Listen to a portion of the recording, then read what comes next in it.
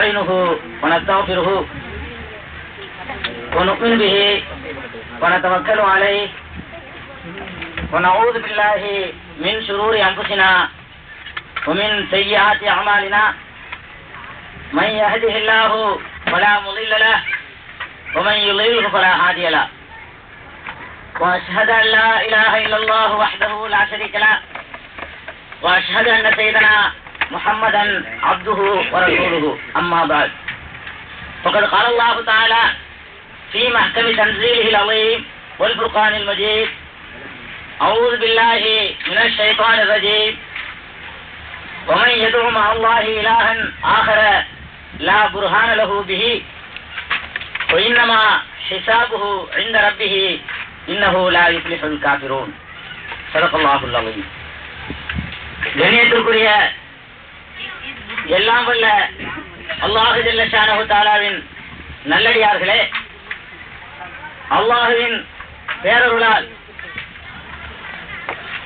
தமிழ் மாநில அஹ்லுல் குர்ஆன் வல் ஹதீஸ் என்ற நமது அமைப்பின் சார்பாக இந்த திருப்புவனத்திலே இஸ்லாமிய பயிற்சி முகாம் என்ற பெயரில் நாம் இங்கே குழுமி இருக்கின்றோம். இந்த பயிற்சி முகாமின் முதலாவது நாளில் இறுதி கட்டத்திலே தௌஹீதின் எதிர்ப்புக்கு தக்க பதில்கள் என்ற தலைப்பில் தௌஹீதுக்கு எதிரானவர்கள் எடுத்து வைக்கக்கூடிய போலித்தனமான வாதங்கள், அர்த்தமில்லாத ஆதாரங்கள், இவைகளையெல்லாம் அலசி அதனுடைய உண்மை நிலையை அறிந்து கொள்வதற்காக நாமெல்லாம் இங்கே குழுமி இருக்கின்றோம். தௌஹீதின் எதிர்ப்புக்கு தக்க பதில்கள் என்ற தலைப்பை பார்க்கும் பொழுது தௌஹீதையும் எதிர்க்கக்கூடியவர்கள் இருக்கிறார்களா, தௌஹீதை எதிர்க்கக்கூடியவர்களுக்கும் ஏதாவது ஆதாரம் இருக்கிறதா என்ற ஒரு சந்தேகம் நம்மில் பெரும்பாலோருக்கு ஏற்படலாம். அல்லாஹு ஜல்ல ஷானஹு தஆலா கூட தன்னுடைய திருமறை குர்ஆனில் அழகாக சொல்கிறான், வமன் யதுஉ மஅல்லாஹி இலாஹன் ஆகர், அல்லாஹ்வோடு வேறு தெய்வங்களை யார் அழைக்கிறார்களோ லா புர்ஹான லஹு பிஹி, அவனுக்கு அது பற்றி ஒரு ஆதாரமே இல்லை என்று அல்லாஹ் சொல்லி காட்டுகிறான். யார் அல்லாஹ்வோடு வேறு தெய்வங்களை அழைக்கிறார்களோ அவர்களுக்கு அந்த கொள்கையை நிலைநாட்டுவதற்கு ஒரு ஆதாரமுமே கிடையாது. இன்னமா ஹிசாபுஹு இன்த ரப்பிஹி, இவர்களுடைய விசாரணை, இவர்களுக்குரிய தண்டனை இவர்களுடைய ரப்பிடத்திலே, இறைவனிடத்திலே நிச்சயமாக இருக்கிறது. இன்னஹு லா யுஃப்லிஹுல் காஃபிரூன், நிச்சயமாக காபிர்கள், இத்தகைய நிராகரிப்பாளர்கள் ஒருபோதும் வெற்றியடைய மாட்டார்கள் என்று அல்லாஹ் ஜல்ல ஷானஹு தஆலா தன்னுடைய திருமறையில் தெளிவாக சொல்லிவிடுகிறான். தௌஹீதை எதிர்க்கக்கூடிய யாராக இருந்தாலும் அவர்களிடத்திலே ஒரு ஆதாரமுமே இல்லை. அப்படியானால் ஒரு ஆதாரமும் இல்லாமல் தான் இந்த தௌஹீதை, ஓரிரை கொள்கையை அவர்கள் எதிர்க்கிறார்களா என்றால், அவர்கள் ஆதாரம் இல்லாதவைகளை எல்லாம் ஆதாரங்கள் என்று தவறாக எண்ணிக்கொண்டு அப்படி செய்து கொண்டிருக்கிறார்கள். தௌஹீதுக்கு எதிரானவர்கள் சொல்லக்கூடிய எந்த ஆதாரங்களாக இருந்தாலும் அவற்றிலே அவர்களுடைய கொள்கைக்கு ஒரு ஆதாரமுமே இருக்காது. மேலோட்டமாக மக்களை சிந்திக்க வைத்து, மேலோட்டமாக மக்களை அதை நம்ப வைத்து அவர்களை சிந்திக்க விடாமல் தடுத்துக் கொண்டிருப்பவர்கள் தான் இது போன்ற ஆதாரங்களை எல்லாம் சமர்ப்பித்துக் கொண்டிருக்கிறார்கள். இஸ்லாமிய சமுதாயத்தை பொறுத்தவரை இரண்டு விதமான மக்கள் இருக்கிறார்கள். முஸ்லிம்களை பொறுத்தவரை இரண்டு விதமான மக்கள் இருக்கிறார்கள். ஒரு சாரார் தாங்கள் செய்யக்கூடிய காரியங்கள் தவறு என்று தெரிந்து கொண்டே அதை துணிந்து செய்பவர்கள். கொலை செய்யக்கூடாது என்று தெரிந்து கொண்டே அதை செய்வார்கள். நோன்பு வைக்க வேண்டும் என்று தெரிந்து கொண்டே வைக்காமல் இருப்பார்கள். பொய் சொல்லக்கூடாது என்பது தெரிந்து கொண்டே நான் பொய் சொல்லத்தான் செய்வேன் என்று நடப்பார்கள். தொழுகை அவசியம் என்பது அவர்களுக்கு நன்றாகவே தெரியும். இது தெரியாத ஒரு முஸ்லிமும் இருக்க முடியாது. ஆனாலும் அவர்கள் தொழாமல் இருப்பார்கள். அப்படியானால் இவர்கள் ஒரு சாரார், அதாவது அல்லாஹ் இதை தடுத்திருக்கிறான், இதை அவசியமாக்கி இருக்கிறான் என்று தெரிந்து கொண்டே தங்களுடைய தவறிலே நீடித்திருக்கக்கூடிய ஒரு சாரார் இருக்கிறார்கள். இவர்களை பொறுத்தவரை எந்த போதனைகளும் ஒரு பயனும் அளிக்காது. அல்லாஹ்வுடைய அச்சம் அவர்களுக்கு ஏற்பட்டாலே தவிர அவர்கள் இந்த சத்தியத்தை நோக்கி வருவார்களே தவிர, இல்லை என்று சொன்னால் அவர்கள் தங்கள் கொள்கையிலே நீடித்துக் கொண்டிருப்பார்கள். இவர்களுக்காக இந்த போதனைகள் ஒரு காலத்திலும் பயன் தராது.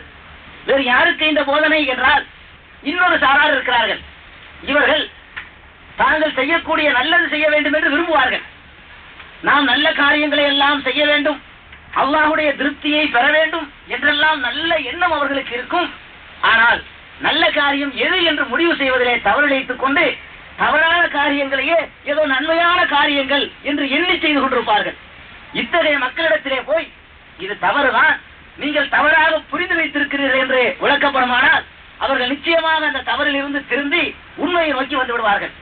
ஆக இந்த தௌஹீதை எதிர்க்கக்கூடியவர்களிலும் இப்படி இரண்டு சாரார் இருக்கிறார்கள். எல்லா விஷயத்திலும் இப்படி இரண்டு சாரார் இருப்பது போல்தான் தௌஹீதை எதிர்ப்பார்கள். தௌஹீது தான் இஸ்லாத்தினுடைய அடிப்படை என்று தெரிந்து கொண்டே உலக ஆதாயங்களுக்காக, தங்களுக்கு கிடைக்கின்ற லாபங்களுக்காக, புகழுக்காக, மதிப்புக்காக, இன்ன பிற உள்நோக்கங்களுக்காகவெல்லாம் இந்த தௌஹீதை தெரிந்து கொண்டே எதிர்க்கக்கூடிய ஒரு சாரார் இருக்கிறார்கள். அவர்களுக்கு நாம் எதையும் புதிதாக தெரிய வைக்க வேண்டியதில்லை.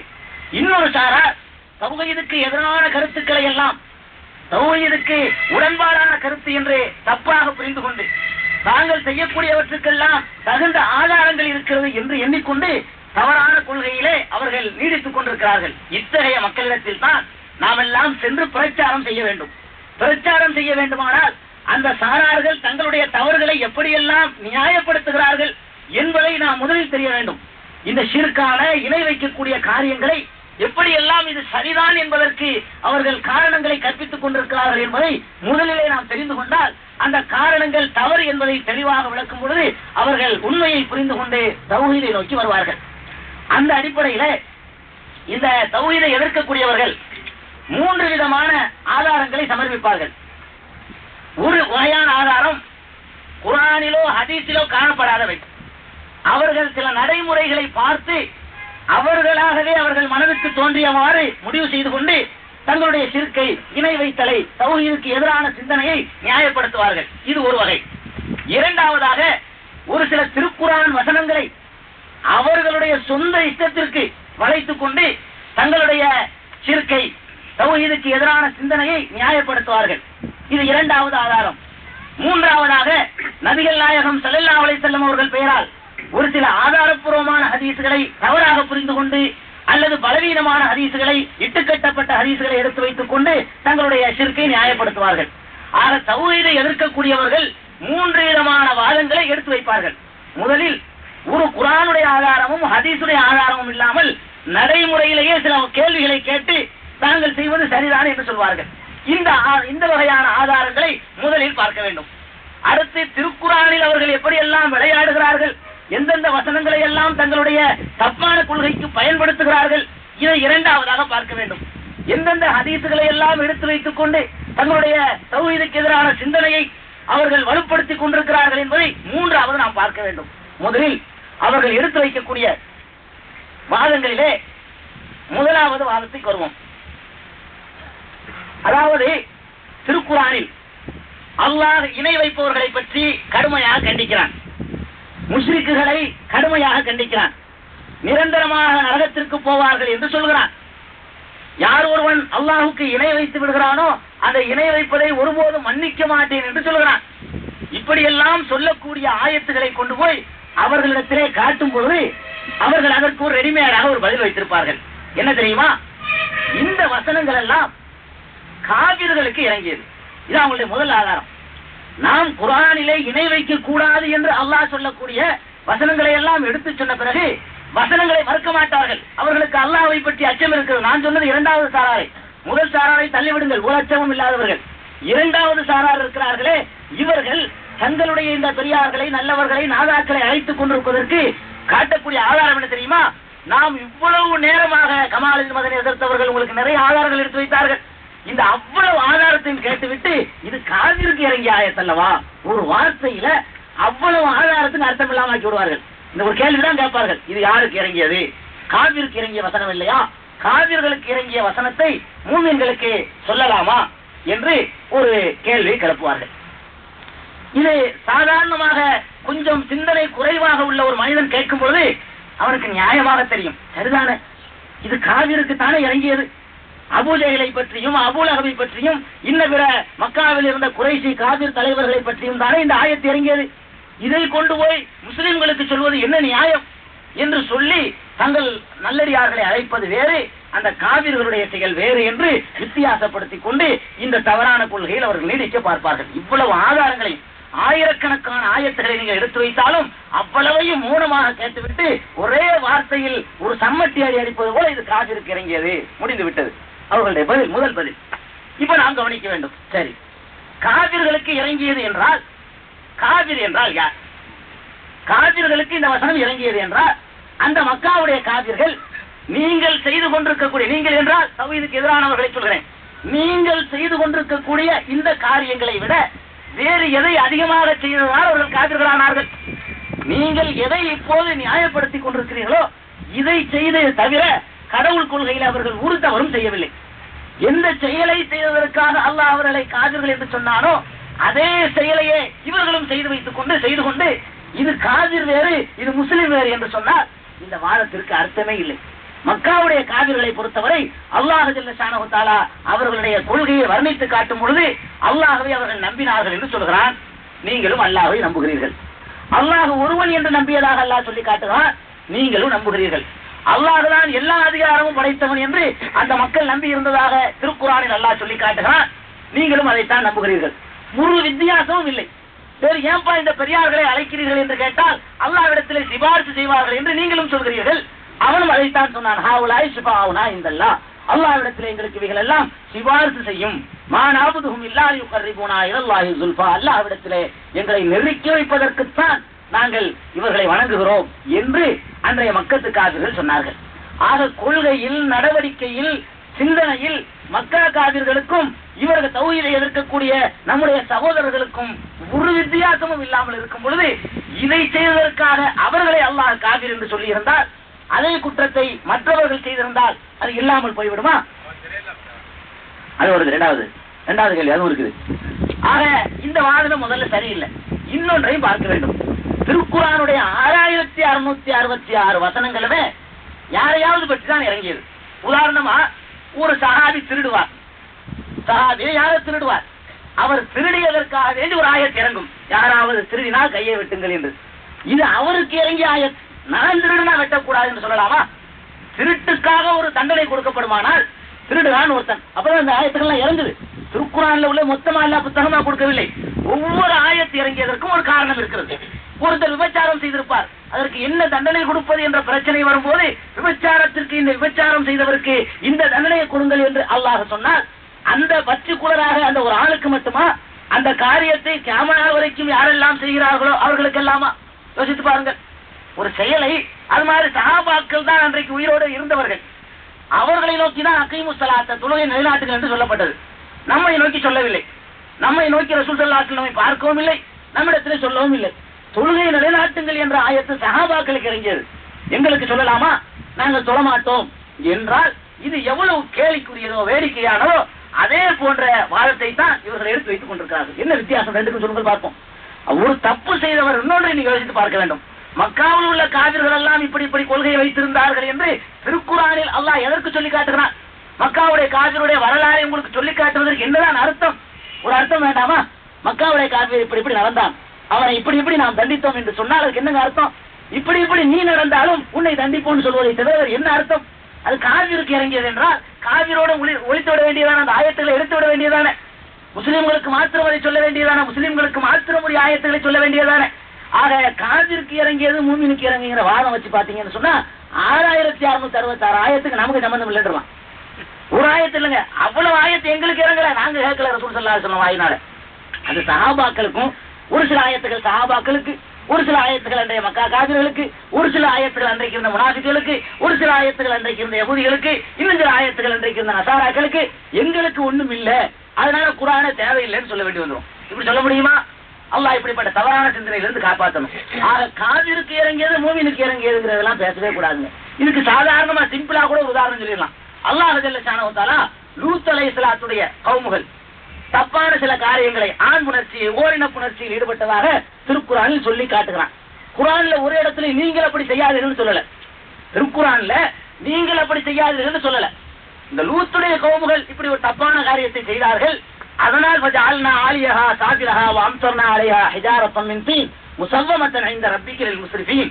அந்த மக்களை தலைகீழாக நாம் புரட்டினோம், மேல்புறத்தை கீழ்ப்புறமாக ஆக்கினோம், கல்வாரியை பொழிந்தோம், அழித்தோம் என்று அல்லாஹ் திருக்குறானில் சொல்லி காட்டுகிறான்.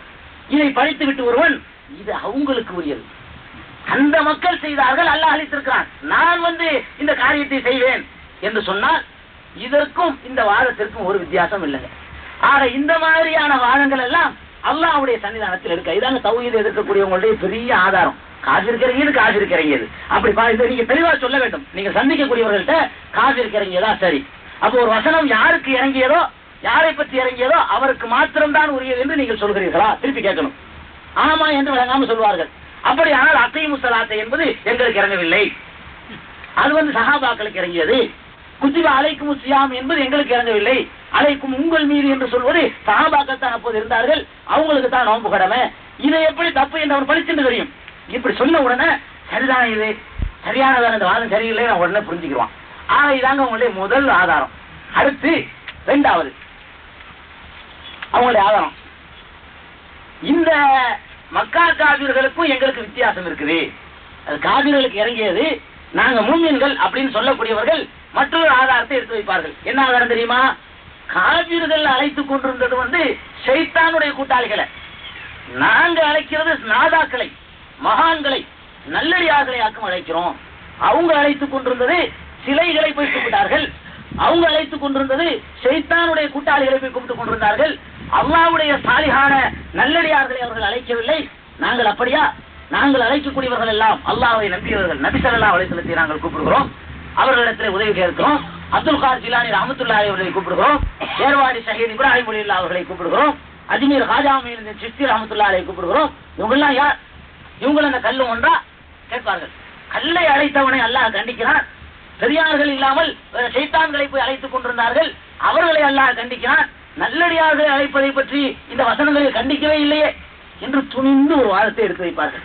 திருக்குரானுடைய வசனங்களை எல்லாம் ஆழமாக இல்லை, கொஞ்சம் மேலோட்டமாக பார்த்தால் கூட இந்த வாதமும் சொல்லையான வாதம், சொத்தையான வாதம், ஒரு அர்த்தமும் இல்லாத வாதம் என்பதை நாம் புரிந்து கொள்ளலாம். இதற்கு சில சான்றுகளை நீங்கள் பாருங்கள். அல்லாஹ் ஜல்ல ஷானஹு தஆலா தன் திருக்குரானை சொல்லி காட்டுகிறான். அல்லாஹ் ஜல்ல ஷானஹு தஆலா இந்த மக்களை எல்லாம் ஒன்று கூட்டுவானாம்.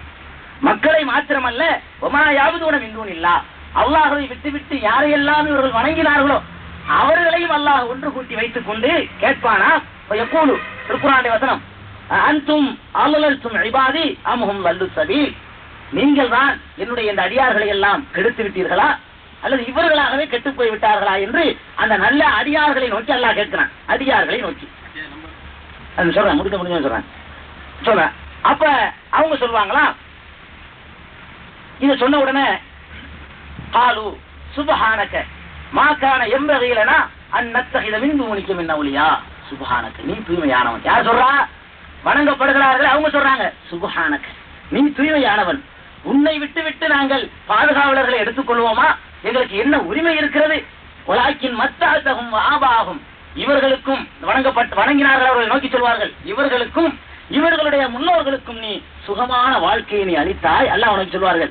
ஹத்தா நசு ذிக்ர, அவர்கள் உன்னுடைய நினைவை மறந்தார்கள். கானு கௌமும் பூரா, அநீதி இழைத்த கூட்டமாக அவர்கள் ஆகிவிட்டார்கள். நாங்கள் எல்லாம் அப்படி சொல்லவில்லை அல்லாஹ், உன்னை விட்டால் எங்களுக்கு யார் எது என்று அந்த மக்கள் சொல்வார்களாம். இது திருக்குர்ஆனுடைய 25வது அத்தியாயத்தில் 18வது வசனம். இந்த வசனத்தை நீங்கள் கவனித்து பாருங்கள்.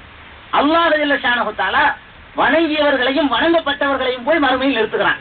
நிறுத்திவிட்டு வணங்கப்பட்டார்களே தெய்வங்கள், அவர்களை பார்த்து கேட்கிறான், நீங்கள் தான் என்னுடைய அடியார்களை கெடுத்தீர்களா என்று. அவர்கள் ஷைத்தானுடைய நேசர்களாக இருந்தால் இந்த வார்த்தைகள் சொல்வார்களா? சுப்ஹானக, நீ தூய்மையானவன், உன்னையை தவிர மற்றவர்களை அழைக்கும்படி நாங்கள் சொல்வோமா? இப்படியெல்லாம் சொல்லக்கூடியவர்கள் யாரா இருக்கும்? நல்லடியார்களாக இருக்குமா? அல்லது காபிர்கள் இப்லீஸ் மாதிரி உள்ளவர்கள் இதை சொல்வார்களா? நான் தான் கெடுத்தேன் அப்படின்னா சொல்லணும். இப்லீஸா இருந்தா இதான சொல்லணும். இவங்க என்ன சொல்றாங்க? அல்லாஹ்விடத்தில் மன்னிப்பு கேட்கிறாங்க. உன்னை விட்டா எங்களுக்கு என்ன கதி அல்லாஹ், நாங்க அப்படி செஞ்சிருப்போமா என்று கேட்கிறார்கள். என்றால் இந்த வணங்கப்பட்ட ஆட்கள் யாரு? மக்கா காபிர்களால் வணங்கப்பட்ட ஆட்கள் நல்லவர்கள், சாலிஹீன்கள். இது ஒரு ஆதாரம். அடுத்து பாருங்க, அல்லாஹ் ஜல்ல ஷானஹு தஆலா ஒரு வசனத்துல சொல்றான், இன்னக்கும் வமா தஅபுதுன மின் தூனில்லாஹி ஹஸபு ஜஹன்னம். நீங்களும், காபிர்களை நோக்கி சொல்கிறான், நீங்களும் அல்லாஹ்வை விட்டு நீங்கள் எதை வணங்குகிறீர்களோ அவர்களும் ஹஸபு ஜஹன்னம், ஜஹன்னம் நரகத்தினுடைய விறகுகளாக இருப்பார்கள்.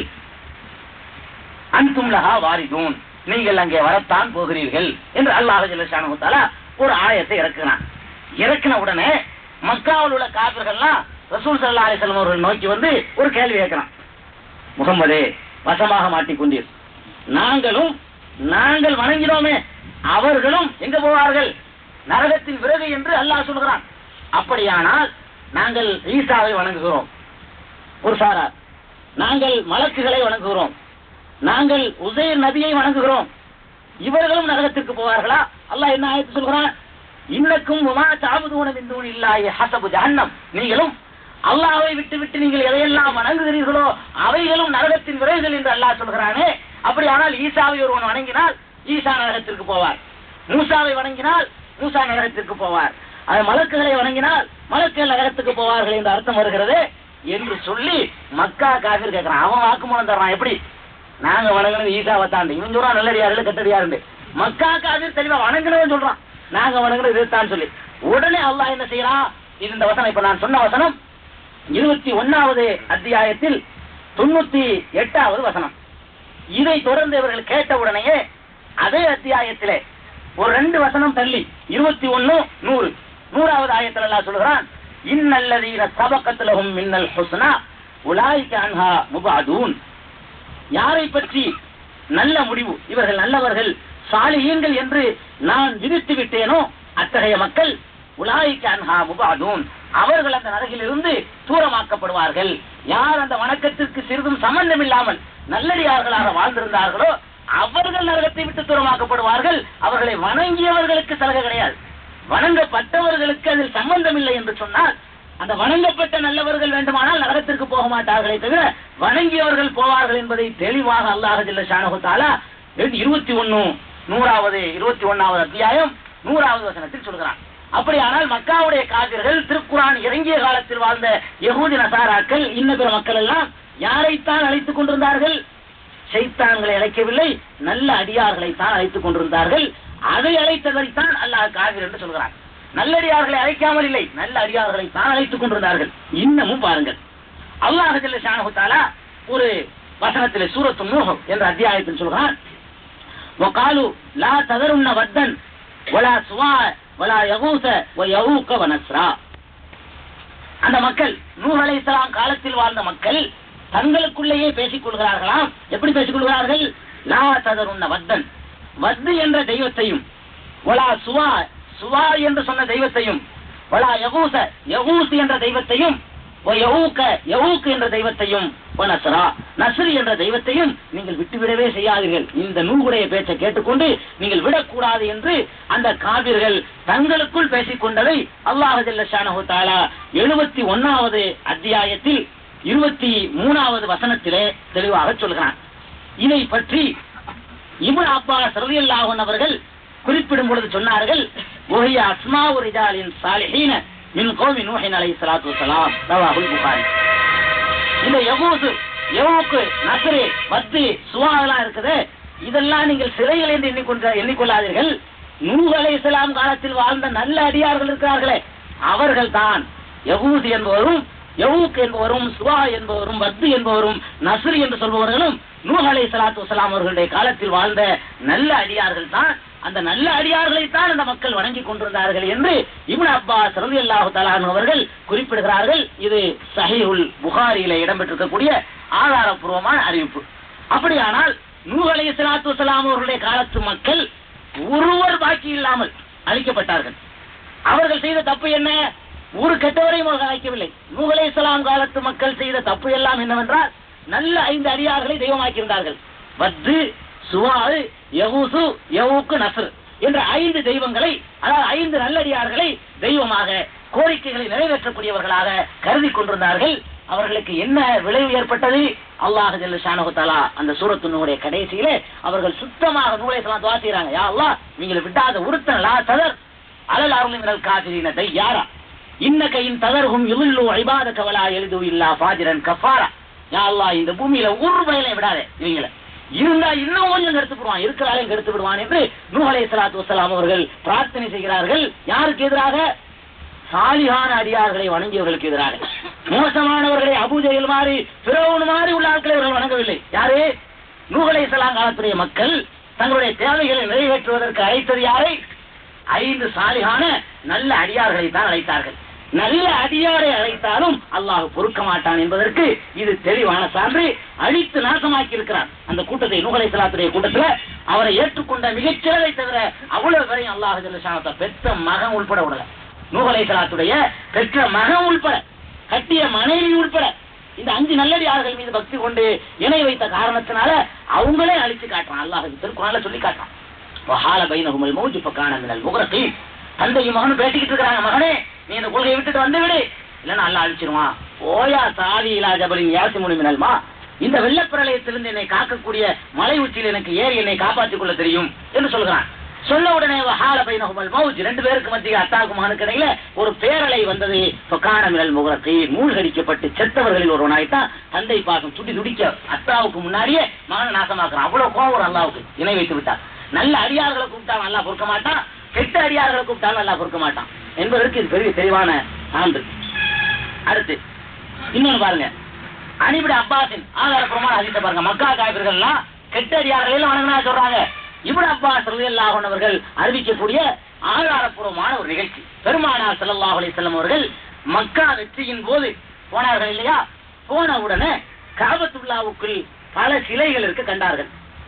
அந்த சிலைகளிலே இப்ராஹிம் அலைஹிஸ்ஸலாத்து வஸ்ஸலாம் அவர்களுடைய சிலையும் இருந்தது, இஸ்மாயில் அலைஹிஸ்ஸலாத்து வஸ்ஸலாம் அவர்களுடைய சிலையும் இருந்தது.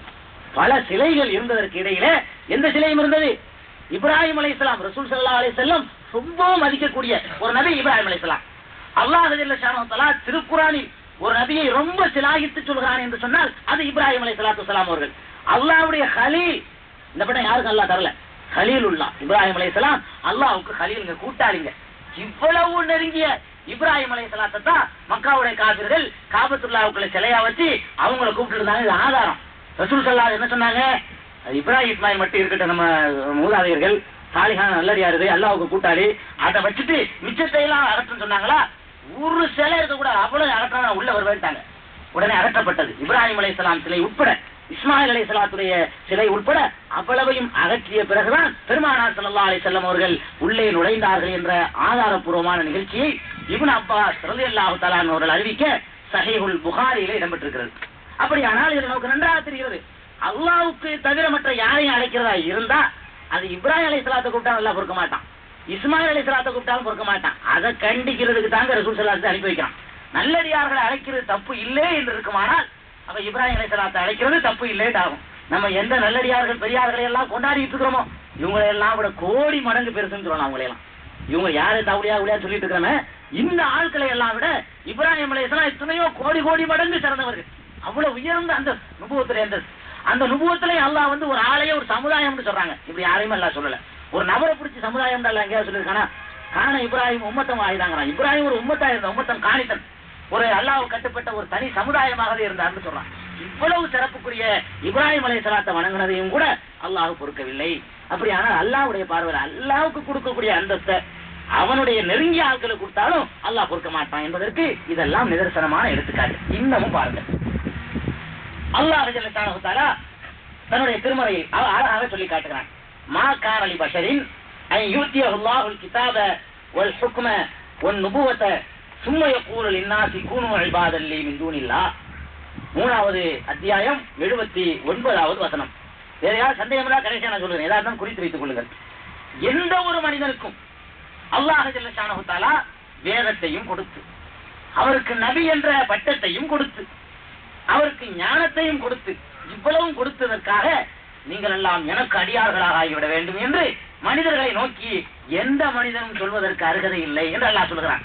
அல்லாஹ் வந்து ஒரு நபி என்ற பதவியை கொடுத்ததுனாலயோ, இல்மை கொடுத்ததுனாலயோ, அல்லது ஹுக்குமை அதிகாரத்தை கொடுத்ததுனாலயோ இன்ன பிற அந்தஸ்துகளை கொடுத்ததனாலேயோ அவர் மக்களை எல்லாம் நோக்கி எனக்கு நீங்க இபாதத்து செய்யுங்க, எனக்கு வணங்குங்க என்று சொல்வதற்கு எந்த மனிதருக்கும் ரைட் இல்லை. மா காணலி பஷரின், எந்த மனிதனுக்கும் கிடையாது. அல்லாஹுல் கிதாப, அல்லாஹ் அவருக்கு வேதத்தை கொடுத்து, ஒல் ஹுக்ம நல்ல ஞானத்தை கொடுத்து, ஒன் நுபுவத்த நபி என்ற தகுதியையும் கொடுத்து, சும்மைய கூழ் இன்னாசி பிறகு அவர் மக்களை நோக்கி எப்படி சொல்வது, கூணு ஐபாதல்லி, நீங்கள் எனக்கு அடிமைகளாகி விடுங்கள், இந்து இல்ல அல்லாஹ் விட்டு எனக்கு அடிமையாயிருங்க என்று சொல்வதற்கு எந்த நபிக்கும் உரிமை இல்லைன்ட்டான். அப்ப நபிமா நல்லவர்களுக்கு மட்டும் நாங்க அடிமையா இருப்போம், கெட்ட ஆளுக்கு தான் அடிமையா இருக்க மாட்டோம், நல்லவர்களை மாத்திரம் நாங்க வணங்குவோம், கெட்டவர்களை தான் வணங்க மாட்டோம் அப்படின்னா நபிக்கு கூட அந்த ரைட் இல்லைன்னு எல்லாம் மறுத்தான் குர்ஆன்ல. நபியாகவும் இருந்து வேதத்தையும் பெற்று ஞானத்தையும் பெற்றவராக இருந்தா கூட அல்லாஹ் வணங்கு என்றதை சொல்வதை தவிர வேற எதையும் சொல்றதுக்கு ரைட் இல்லைங்கிறானே. அப்படியானால் மக்கா காஃபிர் வணங்கியது யாரை? நல்லடியார்களைத்தான் என்பது தெளிவாக தெரிகிறது இல்லையா? நன்றாக தெரிகிறது, ரொம்ப தெளிவாக தெரிகிறது. அப்படிதான் திருக்குர்ஆன் வசனங்கள்ல சொல்லப்படுது. இன்னும் பாருங்க, நபிகள் நாயகம் ஸல்லல்லாஹு அலைஹி வஸல்லம் அவர்கள் சொல்கிறார்கள், சொன்னதாக ஆயிஷா ரலியல்லாஹு தஆலா அவர்கள் அறிவிக்கிறார்கள், லஅனல்லாஹுல் யஹூத வன் நஸாரா இத்தஹது குபூர் அன்பியாயிஹிம் மசாஜித். அல்லாஹ் ஜல்ல ஷானஹு தஆலா யஹூதிகளையும் நஸாராக்களையும் நாசமாக்கட்டும், அவர்கள் மீது லானத்தை இறக்கட்டும். ஏன் தெரியுமா? இத்தஹது குபூர் அன்பியாயிஹிம் மசாஜித், தங்கள் நபிமார்களுடைய கபர்களை வணங்குமிடமாக ஆக்கி விட்டார்கள். ஷைத்தான்களை வணங்குமிடமாக்கல, யார? நபிமார்களுடைய கபர்களை போய் வணங்குமிடமாக ஆக்கினார்களே, அந்த மக்களை அல்லாஹ் நாசமாக்கட்டும், லானத் செய்யட்டும் என்று பெருமானார் ஸல்லல்லாஹு அலைஹி வஸல்லம் சொன்னதாக அன்னை ஆயிஷா சித்திகா ரலியல்லாஹு தஆலா அன்ஹா அவர்கள் அறிவிக்கிறார்கள். இப்ப நீங்க கவனிங்க, நல்லடியார்கள் மாத்திரம் நாங்க வணங்கலாம் என்றா நபியை ஆக்குனதுக்காகத்தான் என்ன சொல்றாங்க? லானத்து கேட்கறாங்க. லானத்துன்னு சாதாரண வார்த்தை இல்ல. லானத்து என்று சொன்னால் அல்லாஹ்வுடைய அருளுக்கு அப்பாற்பட்டு போகட்டும், இம்மையுடைய அருள் மறுமையுடைய அருள் எல்லாத்துக்கும் அப்பாற்பட்டு போறதுக்கு பேர் தான் லானத்து என்பது. ஒரு சமுதாயத்துக்கு லானத்தை கேட்கறாங்க. அந்த சமுதாயம் செஞ்ச தப்பு என்னங்க? சைத்தானை கூப்பிட்டாங்களா? இல்ல. அபூஜஹலை போய் வணங்கினாங்களா? இல்ல. ஃபிரௌனையா வணங்கினாங்க? இல்ல. வேற வேற பொய்யான தெய்வங்களை வணங்கினாங்க? இல்ல. யாரைத்தான் வணங்கினாங்க? குபூர அம்பியாயிஹிம், தங்கள் நபிமார்களுடைய கபர்களை. அப்ப நபிமார்களுடைய கபர்களை வணங்குமிடமாக ஆக்கியதையே நபிகள் நாயகம் ஸல்லல்லாஹு அலைஹி வஸல்லம் கண்டித்து அவர்களுக்கு லானத்து கிடைக்கட்டும் என்று தெளிவாக சொல்கிறார்கள். இதை சொல்லிவிட்டு அன்னை ஆயிஷா சித்திகா ரலியல்லாஹு தஆலா அன்ஹா அவர்கள் தங்களுடைய விமர்சனத்தையும் சொல்கிறார்கள். காலத் வலவுலா ذلك லஉப்ரிஸ கப்ருஹு, இப்படி மட்டும் ரசூல் ஸல்லல்லாஹு அலைஹி வஸல்லம் சொல்லி இருக்காவிட்டால் அவர்கள் கபரையும் உயர்த்தப்பட்டிருக்கும். ரசூல் ஸல்லல்லாஹு அலைஹி வஸல்லம் இப்படி மட்டும் சொல்லி இருக்காவிட்டால் அவங்களுடைய கபரும் கூட உயர்த்தப்பட்டிருக்கும். غير انه خشيه ان يتخذ مسجدا, தன்னுடைய கபர் வணங்குமிடமாக ஆக்கப்படக்கூடாது என்று நபி ஸல்லல்லாஹு அலைஹி வஸல்லம் அவர்கள் அஞ்சினார்கள். அதனால் தான் இதை சொன்னார்கள் என அன்னை ஆயிஷா சித்திகா ரலியல்லாஹு தஆலா அன்ஹா அவர்கள் அறிவிக்கக்கூடிய இந்த ஹதீஸ் புகாரியிலும் முஸ்லிமிலும் நசையிலும் இடம்பெற்றிருக்கக்கூடிய ஆதாரப்பூர்வமான ஹதீஸ். இப்ப சொல்லுங்கள், நல்ல அடியார்களை மாத்திரம் வணங்கலாம், கெட்ட அடியார்களை மாத்திரம் வணங்கக்கூடாது என்பதற்கு இஸ்லாத்தில் ஏதாவது இருக்குதா? அல்லாஹ்வை தவிர யாரையும் வணங்கக்கூடாது என்பதுதான் இஸ்லாத்தினுடைய அம்சமே தவிர நல்ல அடியார்களை வணங்கலாம், உசுரோட உள்ளார வணங்கலாம், மனுஷனை வணங்கலாம், கல்ல வணங்கக்கூடாது, மரத்தை வணங்கலாம், கழுதையை வணங்கக்கூடாது, இப்படி எல்லாம் வித்தியாசம் இருக்கா? அல்லாஹ்வை தவிர எதையும் வணங்கக்கூடாது.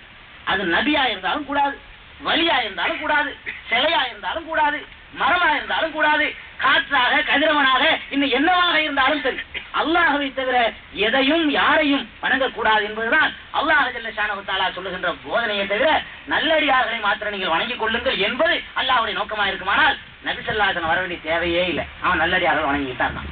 நபி ஸல்லல்லாஹு அலைஹி வஸல்லம் வேலையே இல்லை. இதுதான் அல்லாஹ்வுடைய இஸ்லாம் என்று சொன்னார்.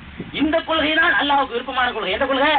நல்லடியார்களை வணங்கலாம், கெட்டடியார்களை தான் வணங்கக்கூடாது என்பது இஸ்லாத்தின் கொள்கையா இருந்தா ரசூல் ஸல்லல்லாஹு அலைஹி வேலையே கிடையாது. ரசூலுல்லாஹை விட அழகா வணங்கிட்டு இருந்தான். ரசூல் ஸல்லல்லாஹு அலைஹி வஸல்லத்தை விட அவங்க எல்லாம் விட ரசூல் நல்லடியார்களை அவன் தான் ரொம்ப மதிச்சுக்கிட்டு இருந்தான், நல்லடியார்களை அவன் தான் ரொம்ப வணங்கிட்டு இருந்தான். அப்ப எதுக்கு ஒரு நபி அனுப்பி அதுக்கு சொல்லி அப்புறம் அடி வேற வாங்கி மக்கா காஃபிர் புரிஞ்சாங்க அந்த லா இலாஹா இல்ல அர்த்தத்தை. அவனுக்கு புரிஞ்சு அடிக்க மாட்டானே, அடிச்சான். லா இலாஹா இல்ல எல்லாத்தையும் தான் அடிக்கிறார். லா இலாஹா ஒரு கடவுளும் கிடையாதுங்கிறார். லா இலாஹா அல்லாஹ் ஒண்ணுதான் இருக்குங்கிறார், மீது எதுவுமே இல்லைங்கிறார். அட்டி உதயலாம் அவன் புரிஞ்சுக்கிட்டான் அந்த தௌஹீத் கலிமாவை.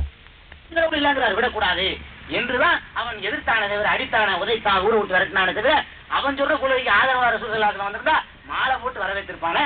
நீங்க அவன் சொன்ன கொள்கைக்கு ஆதரவாக அல்லவா ரசூல் ஸல்லல்லாஹு அலைஹி வஸல்லம் இருந்ததா அந்த அளவுக்கு சித்தரிக்கிறாங்க. யோசிச்சு பாருங்க. அதனால நல்லடியார் கெட்டடியாருங்கிற வாதம் எல்லாம் அடிவிட்டு போயிருங்க. இன்னொன்னே நீங்க பார்க்கணும். இத சொன்ன உடனே குறுக்கு கேள்வி, இதுல குறுக்க ஒரு கேள்வி கேட்பாங்க அந்த ஆள்கள். என்ன கேள்வி தெரியுமா? அப்ப நல்லடியாருங்கிறதும் இந்த கல்லு ஒண்ணுதானா, ரெண்டு சமமா? அப்படி சமம்னு நீங்க சொல்றீங்களா கேட்பாங்க. நம்ம என்ன சொல்றோம், அட நல்லடியார வணங்குறது ஒண்ணுதான். உதாரணத்துக்கு சொல்றேன், அப்துல் காதர் ஜிலானியை வணங்கினாலும் ஒண்ணுதான், இந்த மைக்கு பெட்டியை வணங்கினாலும் ஒண்ணுதான், அந்த மரத்தை வணங்கினாலும் ஒண்ணுதான் என்று நாம் சொன்னால் உடனே என்ன கேட்பான் தெரியுமா? அப்துல் காதர் ஜிலானியும் இந்த வேப்ப மரமும் ஒன்னா, ரெண்டு சமமா? இது கேட்கணும் ஒரு நியாயமா தெரியும். நம்ம இருக்கிறேன் ரெண்டு ஒன்னா இருக்கிறான், ஆளு ரெண்டு சமம்ங்கிறானே, இது ஒரு நீங்க பெரிய வாழம் நினைச்சு பேசுறாங்க. உண்மையிலே வித்தியாசம் தெரிஞ்சுக்கணுங்க. அதாவது நான் அப்துல் காதர் ஜிலானி ரஹ்மத்துல்லாஹி அவர்களையும் வேப்ப மரத்தையும் ஒண்ணு சொல்லல. அப்துல் காதர் ஜிலானி ரஹ்மத்துல்லாஹி அலைஹி வணங்குறதும் வேப்ப மரத்தை வணங்குறதும் ஒண்ணுங்கிறோம். அவங்க ரெண்டு பேரையும் ஒண்ணு சொல்லல, அந்த ரெண்டையும் வணங்குறதுதான் ஒண்ணுங்கிறோம். இதை நீங்க புரிஞ்சுக்கிறதுக்கு நான் உதாரணம் சொல்றேன். உதாரணத்துக்கு புரிய அதை உதாரணம் சொன்னா அவங்களுக்கு வழங்க விளக்கணும். நான் சொல்றேன், ஒரு ராமசாமியை கொலை செஞ்சாலும் போலதான், அப்துல் காதரை கொலை செஞ்சாலும் போலதான் நான் சொல்றேன். சொன்னா அப்துல் காதர் ராமசாமி ஒன்னாங்கிட்டான்னு சொல்லலாமா? அப்துல் காதர் நல்ல வேண்டாம், ராமசாமி மோசமா வேண்டாம். ராமசாமி அல்லாஹ் ஏத்துக்கிறாங்கனால அல்லாஹ்வுடைய பார்வையில அப்துல் காதர் சாலிஹான அடியாரா இருப்பான்னு வச்சுக்கிடுவோம். ஒருத்தன் என்ன வைக்கிறான் ராமசாமி வச்சுக்கிடுவோம். இப்ப ராமசாமியை கொலை செஞ்சாலும் அது கொலைதான், அப்துல் காதரை கொலை செஞ்சாலும் கொலைதான்னு சொன்னா இதோட சமமாக்குறது எதங்க? ராமசாமி அப்துல் காதரை சமமாக்கிருக்கோம் இல்ல, வேற எதை சமமாக்கிருக்கோம்?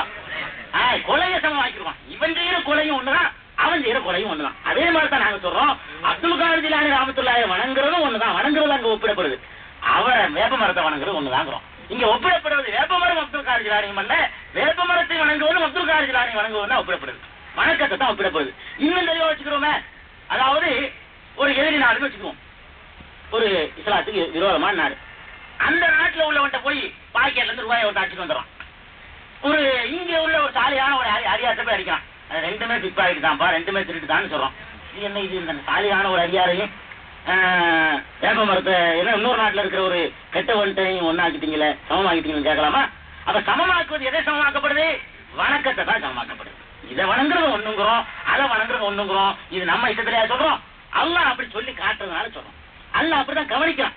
திருக்குறானை எடுத்து பார்த்தா நல்ல ஒரு தகட்டு மேனிக்கு தான் அடிக்கிறான். நல்ல அடியார் கெட்டாது பேசக்கூடாது, வணக்கம் எனக்கு தான், வேற யாரையும் வணங்கக்கூடாது, என்னுடைய எந்த அடியாரையும் வணங்கக்கூடாது, அவ்வளவு பேர் என்னுடைய அடிமைகள் தான். இதாங்க இஸ்லாத்துடைய போதனை. அப்ப சிலையை வணங்கினாங்க, கல்லை வணங்கினாங்க, மரத்தை வணங்கினாங்கிற வாதத்துக்கு அர்த்தமே இல்லை. இன்னும் கூட உங்களுக்கு ஒரு சந்தேகம் இதுல இருக்கலாம், மற்ற அந்த எதிர்த்தரப்பினருக்கு. என்னதான் இருந்தாலும் நல்ல அடியார்களை வணங்கினாங்கன்னு வச்சுக்கிறோம். அவங்க சொல்ல வருவாங்க, நல்ல அடியார்களை சிலை வடிவமா அவங்க வணங்கினாங்க, நாங்க என்ன சிலையை அவன் செஞ்சு வச்சிருக்கிறோம், அப்துல் காதர் ஜிலானிய சாவலஞ்சி வழி இல்லாம நாங்க சிலையை உருவ சிலையா செஞ்சு வச்சிருக்கிறோம். இப்படி ஒரு கேள்வி வரலாம், வரலாம் இல்லையா? அது சிலையா வணங்கினாங்க, உருவ சிலையை வணங்கினாங்க, நாங்க உருவ சிலையை ஆக்கலையே அப்படின்னு ஒரு கேள்வி வரலாம். இதுவும் அர்த்தம் இல்லாத வாழ்ந்தாங்க. ஏன் உருவச்சிலையை வைத்தவர்களை மாத்திரம் எல்லாம் கண்டிக்கல, உருவச்சிலை வைக்காம இருந்து வணங்கினானே அவனையும் எல்லாம் கண்டிக்கிறான். வாங்க முடியும். ஆக அல்லாஹ் ஜல்ல ஷானஹு தஆலா உருவச்சிலைகளை வைத்து வணங்கியவர்களையும் கண்டித்தான், உருவச்சிலை இல்லாமல் வணங்கினார்களே அவங்களே எல்லாம் கண்டிச்சான். எப்படின்னு கேளுங்க. மக்கா காபிர்கள்ட்ட ரெண்டு விதமான கொள்கை இருந்தது. ஒண்ணு 360 சிலை உள்ள வச்சிருந்தானா காபாக்குள்ளே தெரிஞ்ச விஷயம், இது பெரிய ஆதாரம் ஒன்றும் தேவையில்லை. இப்ராஹிம் இஸ்மாயில் அலைஹிஸ்ஸலாமுடைய சிலை வரைக்கும் இருந்ததுக்கு புகார்ல ஹதீஸ் இருக்கு. இது போக மலக்குகள் இருக்காங்கல்ல, மலக்குகள் இவன் பார்த்ததும் இல்லை, அவங்களுக்கு உருவமும் இல்லை. இந்த மலக்குகளை பற்றி ஒரு நம்பிக்கை வச்சிருந்தான் யாரே மக்கா காபிர். இது உருவச்சிலையா வச்சிருக்கல. அவன் என்ன சொன்னான்னு கேட்டா, அவங்க எல்லாம் அல் மலாயிகத்து பனாத்துல்லா, மலக்குகள்லாம் அல்லாஹ்வுக்கு பொம்பளை பிள்ளைங்க சொன்னா மிகப்படுத்தி குர்ஆன்ல இருக்குது. லை சம்மூனல் மலாயிகத்த தஸ்மியத்தல் உன்சா, அல்லாஹ் ஒரு இடத்துல கிடக்குறான், அலக்குமுல் ஸக்கர் வலகுல் உன்சா, அல்லாஹ்வுக்கு பொம்பளை பிள்ளைங்கடா, உனக்கு மட்டும் ஆம்பளை பிள்ளை எனக்கு மட்டும் பொம்பளை பிள்ளையா கேக்குறான். இப்படி குர்ஆன்ல சூரத்து நஜ்ம்ல எல்லாம் சொல்லி காட்டுறான். சூரத்து நஜ்ம்ல நம்பர் யாவும் இல்ல, ஒன்னஜ்மி சூராவுல எல்லாம் சொல்லி காட்டுறான் சூரத்து நஜ்ம்ல. அப்ப மக்கா காபிர்கள் எப்படி இருந்திருக்கான்? மலக்குகளை பொறுத்த வரைக்கும் அல்லாஹ்வுக்கு பெண் மக்கள் தேவதைகள் சொல்றாங்களே ஏமாறுங்க சில பேர் மற்ற இனத்துல. அந்த மாதிரி மலாயிகத்துகள் எல்லாம் அல்லாஹ்வுடைய பனாத்துல்லா என்று சொன்னார்கள். அதை பற்றி அல்லாஹ் கேட்கிறான், அல்ல குமுல் ஸக்கரு, உங்களுக்கு மட்டும் ஆம்பளை பிள்ளை, வலகுல் உன்சா, அவனுக்கு மட்டும் பொம்பளை பிள்ளையா அப்படின்னு கேட்கிறான். இன்னஹும் லை சம்மூனல் மலாயிகத்த தஸ்மியத்தல் உன்சா, மலக்குகளுக்கு போய் பெண்கள் பெயரை சூட்டிக் கொண்டவர்களை வணங்குகிறார்கள் என்று கூட அல்லாஹ் ஒரு இடத்தில் சொல்லி எல்லாம் சூரத்து நஜ்ம்ல உள்ள வசனங்கள். அப்படியானால் இந்த மலக்குகளை உருவமாக சமைத்துக் கொண்டு வணங்குறவங்க உருவம் இல்லாமல் வணங்கினார்கள். அதே மாதிரி ஈசா அலைஹிஸ்ஸலாத்தை உருவமாக்கி வணங்கினார்கள். காலத்தின் நசாரா அல் மஸீஹ் இப்னுல்லாஹ், மஸீஹ் அல்லாஹ்வுடைய குமாரர் என்று சொல்லிக்கொண்டு, மஸீஹ் ஈசா அலைஹிஸ்ஸலாம் என்று சொல்லிக்கொண்டு அவரை வணங்கினாங்க. காலத்தில் யஹூது உஸைர் இப்னுல்லாஹ், யஹூதிகள் அதுக்கு போட்டியா உஸைர் அலைஹிஸ்ஸலாம் அல்லாஹ்வுடைய மகன் அப்படின்னாங்க. உஸைர் அலைஹிஸ்ஸலாத்துக்கு சிலை இல்லை. உசைர் அலைஹிஸ்ஸலாத்துக்கு செலவழிக்கல, ஈசா அலைஹிஸ்ஸலாத்துக்கு வச்சாங்க. 2 பேரையுமே அல்லாஹ் காஃபிருங்க. அல்லாஹ் இந்த ஆயத்தை தொடர்ந்து காலத்தில் யஹூது உசைர் இப்னுல்லாஹ், உசைர் அல்லாஹ்வுடைய குமார்கள் சொன்னதாக. ஆனா இது என்ன விளக்குதுன்னு கேட்டா, நல்ல அடியார்கள் கெட்ட அடியார்கள், உருவம் இல்ல, உயிர் உள்ளது உயிர் இல்லாதது, உசுரோட இருக்கிறது மௌத்தா போனது, இந்த வித்தியாசத்துக்கு இடம் கிடையாது. அல்லாஹ்வை தவிர யாரையும் வணங்கக்கூடாது. இதுதான் இஸ்லாத்தினுடைய அடிப்படை. அல்லாஹ்வை தவிர யாரையும் எதையும் உசுர் இருந்தாலும் மௌத்தா போனாலும் வணக்கம் என்பது அல்லாஹ் ஒருவனுக்கு மாத்திரம் உள்ளதுங்கிறதா முக்கியமான அடிப்படை. இதெல்லாம் சொன்னா கூட புரியாதுன்னா அவங்களுக்கு நீங்க வேற ஒரு வழக்கத்தை நீங்க சொல்லி போடலாம். எப்படி சொல்லணும் அப்படின்னு அவங்க என்ன சொல்லுவாங்கன்னா, இதுதான் இருந்தா அல்லாஹ்வுக்கு நல்லடியார்கள் இல்லையா, அல்லாஹ்வுக்கு ரொம்ப வேண்டியவங்க இல்லையா, அவங்க அழைக்கும் போது இந்த நல்லடியார்கள் வந்து சிபாரிசு பண்ணி எங்களை கரையேற்றிருக்க மாட்டாங்களான்னா ஒரு திருப்தி அடையாது அவங்களுக்கு. இது கேட்பாங்க, இப்படிலாம் மனசு திருப்தி அடையாது.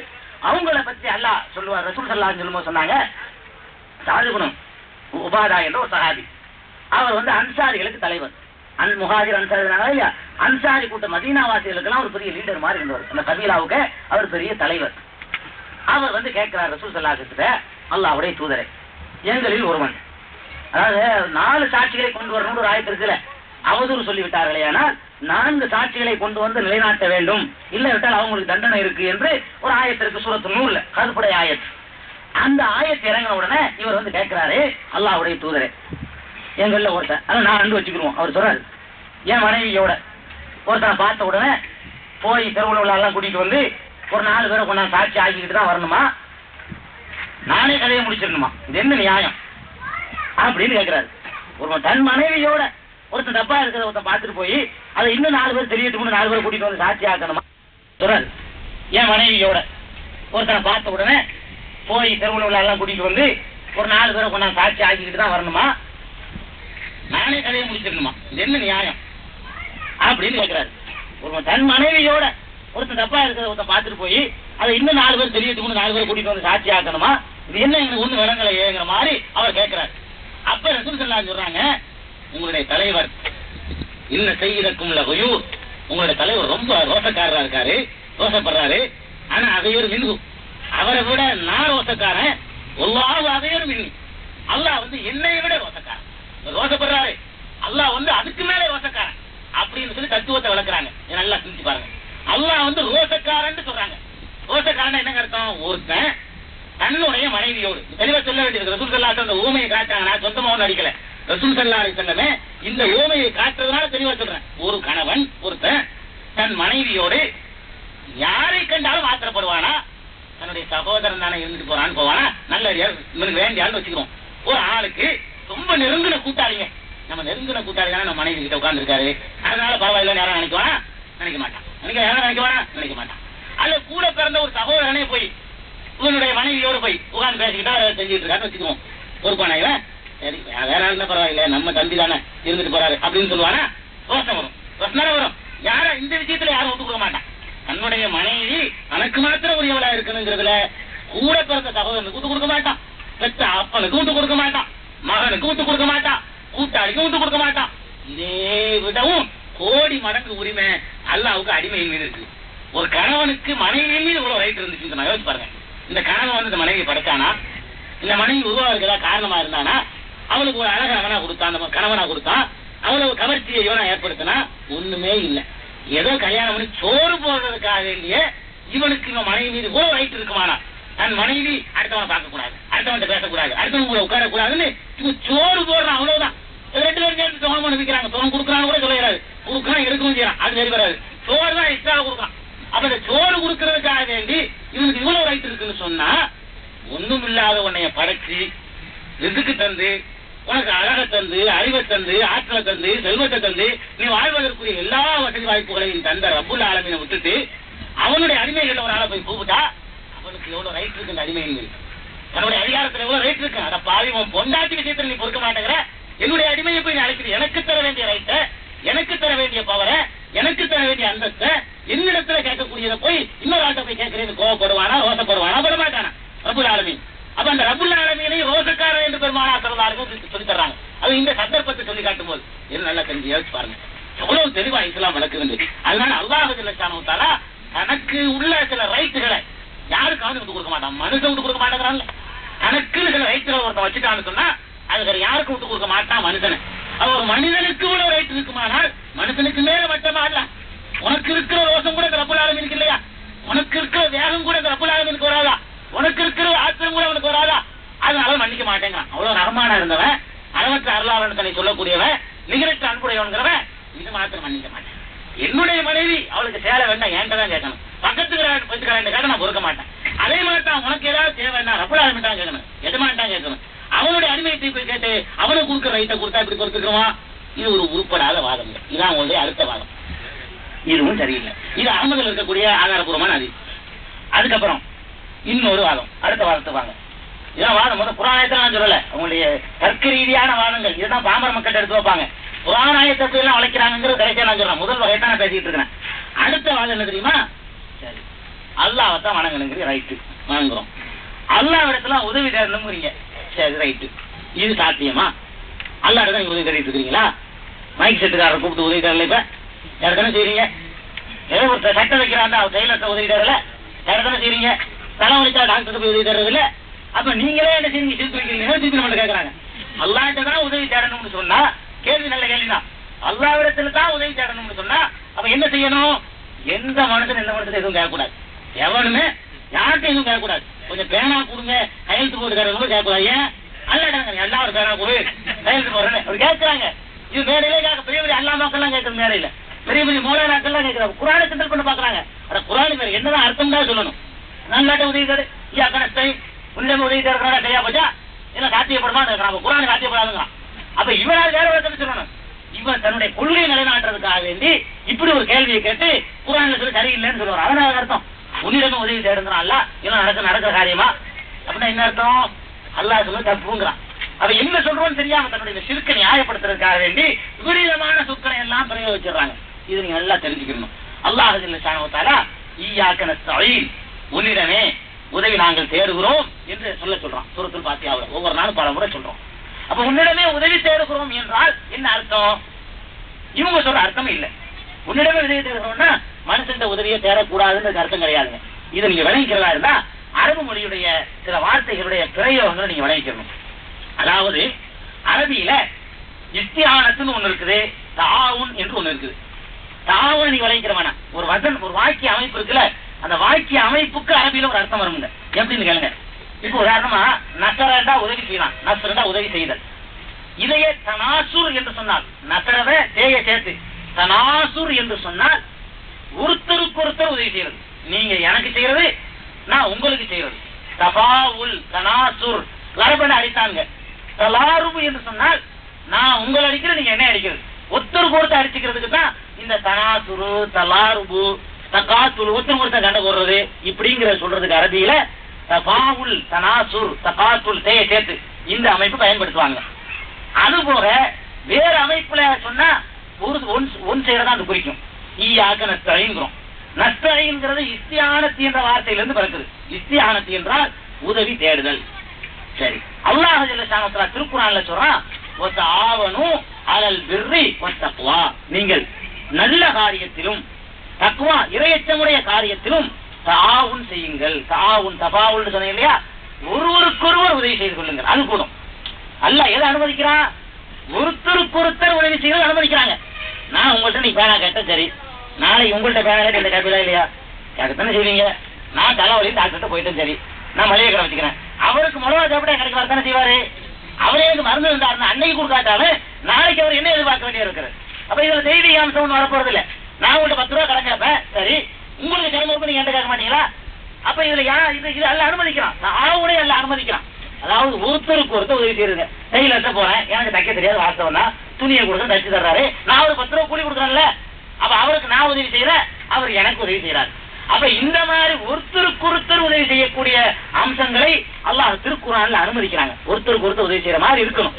இது இல்லாம இவர் தான் உதவி செய்யறதுக்குன்னே உரியவர், இவர் என்கிட்ட எதுவும் கேட்கவே மாட்டாரு, நான் தான் இவர்கிட்ட கேட்டுக்கிட்டே இருப்பேன், இப்படிப்பட்ட உதவி தேடுவதா இருந்தால் அந்த ரப்புல் ஆலமீன் மாத்திரம் தான் தேடணும். நல்லா கவனிச்சுதான் இஸ்திஆனத்துங்கிறது. இஸ்திஆனத்து என்றால் உதவி தேடிக்கிட்டே இருக்கிறது. அவர் இவருக்கு தேட மாட்டாங்க, இவர் மட்டும் அவருக்கு தேடிக்கிட்டு இருக்கிறது. இப்படிப்பட்ட அம்சம் இருக்குமானால் அது ரப்புல் ஆலமீன் மாத்திரம் தான் கேட்கணும். இப்ப நீங்க எடுத்துக்கிறீங்க. இப்ப நான் உங்கள்கிட்ட கேட்கிற உதவி என்னங்க? ஒருத்தர் ஒருத்தர் உதவி தானே. நான் உங்கள்கிட்ட ஏதாவது கேட்கறேன், நீங்க நாளைக்கு என்கிட்ட ஏதாவது கேட்க வேண்டி வருமா இல்லையா? ஏதாவது கேட்க வேண்டி வரும். அது மாதிரி நடக்கிற உதவிகளை பொறுத்த வரைக்கும் மார்க்கம் குர்ஆன்ல அல்லாஹ் தெளிவா அனுமதிக்கிறான். அதே நேரத்துல கபூர்ல போயோ அல்லது கபூர்ல போகாம இங்க இருந்துகிட்டோ அப்துல் காதர் ஜிலானியே ஒரு புள்ள தாங்கன்னு கேட்டா அவர் எனக்கு நீ ஒரு பிள்ளை தான் கேட்டாரா? அல்ல என்னத்தையாவது ஒண்ணு கேட்டாரா? அது கேட்பாருன்றது மனசுல இருக்குதா? இல்ல. அப்ப இவன் அப்துல் காதர் ஜிலானி கூப்பிடுறது எப்படி? அந்த ரப்புல் ஆலமீனை எப்படி கூப்பிடுறோம் அது மாதிரி கூப்பிடுறான். இஸ்தியானத்து தேடுறாங்க. இஸ்தியானத்து தேடப்படுதா தாவும் தேடப்படுதா? இங்க யோசிச்சு பாருங்க. ரப்புல் ஆலமீன் நம்ம கேட்கறோங்க, யா அல்லாஹ் எனக்கு நீ ரிஸ்க் தான் கேட்கறோம். கேட்ட உடனே நீ எனக்கு இதைத்தான் நல்லா கேட்பான்னு நினைச்சா கூப்பிடுறோம்? இல்ல. அப்ப ரப்புல் ஆலமீன் கேட்கும் போது நம்முடைய நிலை எப்படியோ அதே நிலையில் இருந்து கொண்டு இவன் என்ன செய்யறான்? அவுலியாக்கள் நாதாக்கள் நல்லறியார்கள்ங்கிற ஆள்கிட்ட கேட்கறான். இதையும் நீங்க ஏட்ட பேனா கேட்கறதையும் நான் உங்கள்கிட்ட வந்து பெஞ்சில கேட்கறதையும் ஒன்னாக்க முடியுமா? இது சமமாகுமா? யோசிச்சு பாருங்க.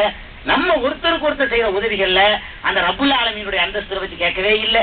நான் தான் கேட்கறதுக்கே உரிய ஆளு, நீங்க தான் தர்றதுக்கே உரிய ஆளு, இப்படி நினைச்சிட்டு கேட்கல. நான் ஒண்ணு உங்களுக்கு தந்தா நீங்க எனக்கு வேற ஒண்ணு தருவீங்க.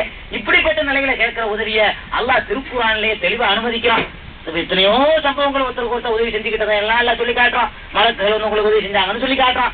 இப்படி பலவிதமான இடங்கள்ல அல்லாஹ் வந்து இதை தெளிவா அனுமதிக்கிறான். இந்த ஆளுக்கு ரெண்டையும் போட்டு கேட்டுக்கிட்டு இது நீ பேனா கேட்டாலும் இருக்கு, பென்சில் கேட்டாலும் இருக்குன்னு சொல்றாங்க. இப்படி இல்லைங்க, ரெண்டு வித்தியாசம் இருக்கு. நம்ம பேனா கேட்கறதும் நம்ம பென்சில் கேட்கறதும் எப்படி கேட்கறோம்? இவர் தான் தருவதற்குரியவர், நம்ம இவற்றை கேட்டுக்கிட்டே தான் இருக்கணும், நம்ம தான் வாங்குறதுக்குரிய ஆளு, நம்மள்கிட்ட இவர் எதுவும் கேட்க மாட்டாரு அப்படிங்கிற ரேங்கில வச்சுக்கிட்டு நம்ம யாரும் ஒருத்தர் கொடுத்து கேட்கறது. பெரிய கோடீஸ்வரனா இருந்தாலும் என்கிட்ட காசு வேண்டா கேட்காம இருக்கலாம். அவன் வீட்டுல புல்லு முளைச்சுட்டா என்னை வெட்டுறது கூப்பிடுவான்ல, அது ஒரு இதுதானே. கோடீஸ்வரன் கத்து இருக்கலாம்னு நீங்க நினைக்கலாம். எந்த கோடீஸ்வரனா இருந்தாலும் சரி, சர்வ அதிகாரி படிச்ச சர்வாதிகாரியா இருந்தாலும் சரி, அவன் காசு வேண்டாம் என்கிட்ட கேட்காம இருக்கலாம். வேற கேட்கத்தானே செய்வான். அவங்க வீட்டு கக்கூசத்தை அல்றதுக்கு ஒரு ஆள் வேணும் தானே, ஒரு ஆள் உதவி தரத்தானே செய்வான். ஆக எப்படியாவது எவனா இருந்தாலும் இன்னொரு ஆள்கிட்ட உதவி தரக்கூடியவனா இருப்பான். இந்த மாதிரி அம்சங்கள் இருந்தா அந்த உதவிக்கு மார்க்கத்தில் அனுமதி இருக்குங்க. அல்லாஹ் திருக்குர்ஆன்ல எந்த அல்லாஹ் வந்து இய்யாக நஸ்தஈன் சொல்லி தர்றானோ அந்த அல்லாஹ் தான் வதஆவனு அலல் பிர்ரி வத்தக்வா வலா தஆவனு அலல் இஸ்மி வல்லுதுவான். இந்த ஆயத்து நம்பர் யாவும் இல்ல. வதஆவனு அலல் பிர்ரி வத்தக்வா, நல்ல காரியங்களுக்கும் இறையச்சமுடைய காரியங்களுக்கும் நீங்கள் ஒருத்தருக்கு ஒருத்தர் உதவி செய்யுங்கள், ஒருத்தருக்கு ஒருத்தர் உதவி செஞ்சுக்கலாம். இப்ப நம்ம செஞ்சுக்கிற இந்த உதவிகள்லாம் ஆகுங்க. இது ஷிர்க் கிடையாது, இது அல்லாஹ் அனுமதிக்கக்கூடியது. இது செஞ்சு ஆகணும், செய்யணும் கண்டிப்பா. இது நான் செய்ய மாட்டேன்னு சாவறதுக்கு இதெல்லாம் அனுமதிக்கல. நான் வந்து நானா மருந்து தயாரிச்சு, நானா மூலிகை தேடி பார்த்து, நானா அரைச்சு டெஸ்ட் பண்ணி இந்த சொல்றது செத்து போயிடக்கூடாது. அல்ல அனுமதிக்கல. இதை நீங்க 5:2 அந்த ஆயத்து சாவனு அலல் பிர்ரி வத்தக்வா, நல்ல காரியங்களுக்கும் இறையச்சமுடைய காரியங்களுக்கும் ஒருவருக்கு ஒருவர் உதவி செய்யுங்கள் என்ற ஆயத்துக்கு நம்பர் 5வது அத்தியாயம் 2வது வசனம். ஆக இதையும் அதையும் ஒப்பிட முடியாது. நம்ம என்ன சொல்றோம்னு கேட்டா, இறையம்சம் பொருந்தியவராக ஒருவரை கருதி கொண்டு உதவி தேடுவதற்கிற அது கூடாது. இப்ப இன்னொரு வித்தியாசத்தை நீங்க பார்க்கலாம். இப்ப நம்ம ஒருத்தருக்கு ஒருத்தர் கேட்கணும்னு வைங்க. நான் வந்து இங்க ரொம்ப தூரம் வேணாம், நான் புரட்சி மின் தெற்கு பெருமாள் மேஸ்திரி இதுல போய் மத்தியானம் படுத்து கிடக்கிறேன்னு வைங்க. இங்க இருந்துட்டு நீங்க இந்த கூப்பிடுவீங்களா? எல்லாரும் சீக்கிரம் வாங்க, உங்களுக்கு நேரம் ஆச்சு கூப்பிட்டுருப்பீங்களா? இங்க இருந்துகிட்டு நான் வந்து தெற்கு பெருமாள் மேஸ்திரி போயிட்டேன், மதுரைக்கு போயிட்டேன், நீங்க திருப்புவனத்துல இருக்கிறீங்க, கூப்பிடுவீங்களாங்க? கூப்பிட மாட்டீங்க. எப்பதான் என்கிட்ட கேட்பீங்க? இங்க உங்களை சந்திக்கும் போது கேட்பீங்க. அல்ல அதுக்குரிய சாதனங்கள் டெலிபோன் மாதிரி ஏதாவது ஒரு வகையில பேச்சு மூலமாகவோ அல்லது பார்வை மூலமாகவோ ஏதாச்சும் ஒரு தொடர்பு வச்சுக்கிட்டு மாத்திரம்னா நீங்க என்னோட பேச முடியுமே தவிர எங்க இருந்தாலும் என்னோட பேசுங்கன்னு சொல்ல முடியாது. அது நான் அங்க இருந்துகிட்ட இந்த கேள்விக்கு சொன்ன பதில் சரியில்லை, இப்படிதான் சொல்லணும்னு அங்க இருந்து சொன்ன வழங்குமா? இவரு சொல்ல எனக்கு வழங்குமா? அப்ப நம்ம ஒருத்தருக்கு ஒருத்தர் உதவி தேடுறத அழகா புரிஞ்சு வச்சுக்கிட்டு தேடுறோம். எப்படி தேடுறோம்? நான் என்கிட்ட எப்படித்தான் தேடணும்னு உங்களுக்கு தெரியும். என்கிட்ட ஒரு 100 ரூபாய் நீங்க கேட்கறதா இருந்தா முதல் நேரம் பார்க்கணும். அது இருக்கவும் செய்யலாம், இல்லாம இருக்கலாம், இருந்துகிட்டே இல்லைன்னு சொல்லலாம். இவ்வளவும் தெரிஞ்சுக்கிட்டு தான் 100 ரூபாய் நீங்க கேட்பீங்க. அல்ல நான் உங்கள்கிட்ட 100 ரூபாய் கேட்பேன். இங்க அப்படியா? இங்க இருக்கான் பகதாது எங்க இருக்குது, திருப்புவனம் எங்க இருக்குது, இங்க இருந்துகிட்டே 10,000 மைலுக்கு அப்பால உள்ள கூப்பிடும் விளங்கும்னா இது ரப்புல் ஆலமீனுக்குள்ள தன்மை இல்லையா? நீ அப்துல் காதர் ஜிலானி நேர பார்த்த கேட்ட அப்படி இருந்தா சரி தாவுன்னு சொல்லிக்கலாம். அவர் என்ன சந்திச்சு எனக்கு சுகமா இருக்கிறீங்களா, நமக்கு ஒரு 1000 ரூபாய் தந்துட்டு போங்கன்னு கேட்டா அதை யாரும் நாங்க சிறுக்குன்னு சொல்ல மாட்டோம். அவரை பார்த்து நேரடியா பார்த்து விசாரணைலாம் பண்ணிக்கிட்டு ஒரு 1000 ரூபாய் தந்துட்டு போங்கன்னு சொல்லலாம். அவர்கிட்ட இருந்தாரு தந்துட்டு போகலாம். சந்திக்க செஞ்சீங்க, சந்திக்க முடியுமா? இப்படி நீங்க கேட்கல. வேற எப்படி கேட்கறீங்க? ரப்புல் ஆலமீனை வந்து எப்படி நீங்க நம்புறீங்களோ, ரப்புல் ஆலமீனை எப்படி நம்புறோம்? உலகத்துல எந்த மூலையில் இருந்து கேட்டாலும் விளங்கக்கூடியவர் ரப்புல் ஆலமீன். எத்தனை கோடி பேர் கேட்டாலும் விளங்கக்கூடிய ரப்புல் ஆலமீன். எவ்வளவு எந்த நேரத்துல கேட்டாலும் விளங்கக்கூடிய ரப்புல் ஆலமீன். இதே மாதிரி நீங்க நினைக்கிறீங்களா? இதை நம்மள மாதிரி நினைக்கிறீங்களா? அப்துல் காதர் நினைச்சு பார்ப்போம். என்னை வந்து போய் எடுத்துக்குவோம். என்கிட்ட நீங்க ஒரு கேள்வி கேட்க நினைக்கிறீங்க. அவ்வளவு பேர் சேர்ந்து திடீர்னு ஆளுக்கு ஒரு கேள்வி கேட்டா எனக்கு விளங்கான்னு உங்களுக்கு தெரியுமா தெரியாதா? தெரியும். அதே நேரத்துல இந்த சிந்தனை உள்ளவங்க நம்பிக்கை எப்படி இருக்கு? அப்துல் காதர் ஜிலானின்னு கத்த 50 பேர் 100 பேர் சேர்ந்துக்கிட்டு விளங்கும்னு நினைக்கலாம். அப்ப இவ்வளவு பேரும் சேர்ந்து கத்துறது விளங்கும்னு சொன்னா இது யாருடைய தன்மைங்க? அல்லாஹ்வுடைய தன்மை. இது எப்படி 2 ஒண்ணாக முடியும்? என்னைய ஒருத்தன் கூப்பிடுறான்னா ஒருத்தன் கேட்பான், ஒவ்வொருத்தனா கேட்பான். 10 பேருக்கு சத்தம் போட்டா விளங்காதுன்னு புரிஞ்சு வச்சுட்டு கேட்பான். இப்படிப்பட்ட தன்மையை கொண்டு போய் அப்துல் காதர் ஜிலானி நீங்க கொடுத்தீங்கன்னு சொன்னா நாங்க ஒத்துக்கிறோம். முதல்ல நேரம் பார்க்கணும், பாருங்க. பார்த்த பிறகு ஒரு ஆளா பேசுங்க. அவருக்கு தெரிஞ்ச பாஷைகளையும் பேசணும். எல்லா பாஷையில கேட்டாலும் தெரியும் நம்புறது. அதுக்கு மேல பித்தலாட்டமான சமாச்சாரம். நபி ஸல்லல்லாஹு அலைஹி வஸல்லம் எத்தனை பாஷை தெரியல. பாரசீக மொழியில உள்ளதை மொழிபெயர்க்கிறதுக்காக வேண்டி அதுக்கு ஒரு மொழிபெயர்ப்பாளரை வச்சுட்டாங்க. பாரசீக தூதர்கள் வந்தாங்கன்னா அவங்க பேசுறது தனக்கு புரியணுங்கிறதுக்காக வேண்டி உசுரோட ஹயாத்தோட இருக்கும் போதையே உலகத்துல மிகச்சிறந்த நபியாக மனிதராக இருக்கக்கூடிய நபிகள் நாயகம் ஸல்லல்லாஹு அலைஹி வஸல்லம் பாரசி மொழியில பேசினா விளங்கல. அப்துல் காதர் ஜிலானிய ஈரான்ல இருந்துட்டு கூப்பிடுறான் பாரசியில, தமிழ்நாட்டுல இருந்து தமிழ்ல கூப்பிடுறான், கேரளாவில இருந்துட்டு மலையாளத்துல கூப்பிடுறான், அமெரிக்காவில இருக்கும் இங்கிலீஷ்ல கூப்பிடுறான். இவ்வளவு பாஷை அவருக்கு தெரியுமா? அது மௌத்தா போன பிறகு எங்க இருந்து கூப்பிட்டாலும் தெரியுமா? எவ்வளவு பேர் ஒரு நேரத்துல கத்தினாலும் தெரியுமா? நள்ளிரவு சாமத்துல கூப்பிட்டாலும் விளங்குமானா இது யாரு? அப்படியே அல்லாஹ் கொடுத்தனமே இல்லையா? கொஞ்சமாச்சு அல்லாஹ்வுக்கு என்ன வித்தியாசம் நீ காட்டுங்க பார்ப்போம். இந்த அழைப்புக்கும் அல்லாஹ் அழைக்கிறதுக்கு என்ன வித்தியாசம் இருக்கு? ஏதாவது வித்தியாசம் இருக்கா? அல்லாஹ் தான் நம்ம இப்படி நினைப்போம். எந்த பாஷையில கூப்பிட்டாலும் அல்லாஹ்வுக்கு தெரியும், எங்க இருந்து கூப்பிட்டாலும் தெரியும், எத்தனை பேர் கூப்பிட்டாலும் அவனுக்கு விளங்கும் என்று நினைக்கக்கூடிய அல்லாஹ் தான் நினைப்போம். அல்லாஹ்வுடைய ரசூல் நினைக்க மாட்டோமே. கைபிடித்தவர் அது ஒரு கதை இருக்குது. அது பெரிய தமாஷா போய் சொன்னா. ஆமா, அல்லாஹ் வரைக்கும் வந்துட்டானா? அல்லாவும் அப்துல் காதர் ஜிலானியும் வாக்கிங் போயிட்டு இருந்தாங்களாம். மிக இல்ல தப்ரீஜுல் காத்திருன்னு ஒரு புக்கு போட்டிருக்கான். அது காயல் படத்துல தான் விற்கப்படுது. தப்ரீஜுல் காத்திருங்கிற அந்த கிதாப்ல எழுதி வச்சிருக்கான். அப்துல் காதர் ஜிலானி ரஹ்மத்துல்லாஹி அலைஹி அவர்கள் அல்லாஹ் வாக்கிங் போயிட்டு இருக்கும் போது அல்லாஹ் வந்து ஹவுஸ்ல வலிக்கு வந்துட்டானா. மையத்திலே கையை பிடிந்தாராம். அவர் கையை பிடிச்சாராம். அதனாலதான் தஸ்தகீர்னு பேராம். தஸ்துன்னா கையுங்க, கீர்னா பிடிப்பவர். தஸ்தகீருக்கு அர்த்தமே கைப்பிடித்தவன் அர்த்தம். கையை பிடிச்சு தூக்குனாரு. கீர் ஆலம்கீர்னு சொல்றானா இல்லையா? ஆலம்கீர்னு அகிலத்தையே பிடித்துக் கொண்டவர், அகிலத்தை ஆண்டவர். அவுரங்கசீப் சொல்றது. கீர்னு சொன்னா கிறிஸ்தன், பாரசீக சொல். பிடிக்குதல் அர்த்தம். தஸ்துன்னா கை. அது தஸ்தகீர்னா என்ன அர்த்தம்? கையை பிடித்தவர், அல்லாவே கை பிடிச்சு காப்பாத்தினவர் அளவுக்கு நம்பிக்கை ஊட்டப்பட்டிருப்பான். சுப்ஹானல்லாஹ். தஸ்தகீருக்கு அடிமை, அவருக்கு அடிமை. சரி, அவருக்கு அடிமை. பிரச்சனைக்கு வருவோம். இப்ப அப்துல் காதர் ஜிலானி ரஹ்மத்துல்லாஹி அலைஹி அவருக்கு ரெண்டுக்கு வித்தியாசம் இருக்கா இல்லையாங்க? இதுக்கு ஒரு சம்பவத்தை பாருங்க. ரசூல் ஸல்லல்லாஹு அலைஹி வஸல்லம் ஒரு நாள் சுபுஹ் தொழு வைக்கிறாங்க. இன்னொரு ரிவாயத்தில் ஒவ்வொரு பல மாதிரி வருது. சுபுஹ் தொழு வைக்கும் போது பின்னாடி வந்து சத்தம் போட்டு வர்றாரு. பின்னாடி வந்து சத்தம் போட்டு வர்றாரு.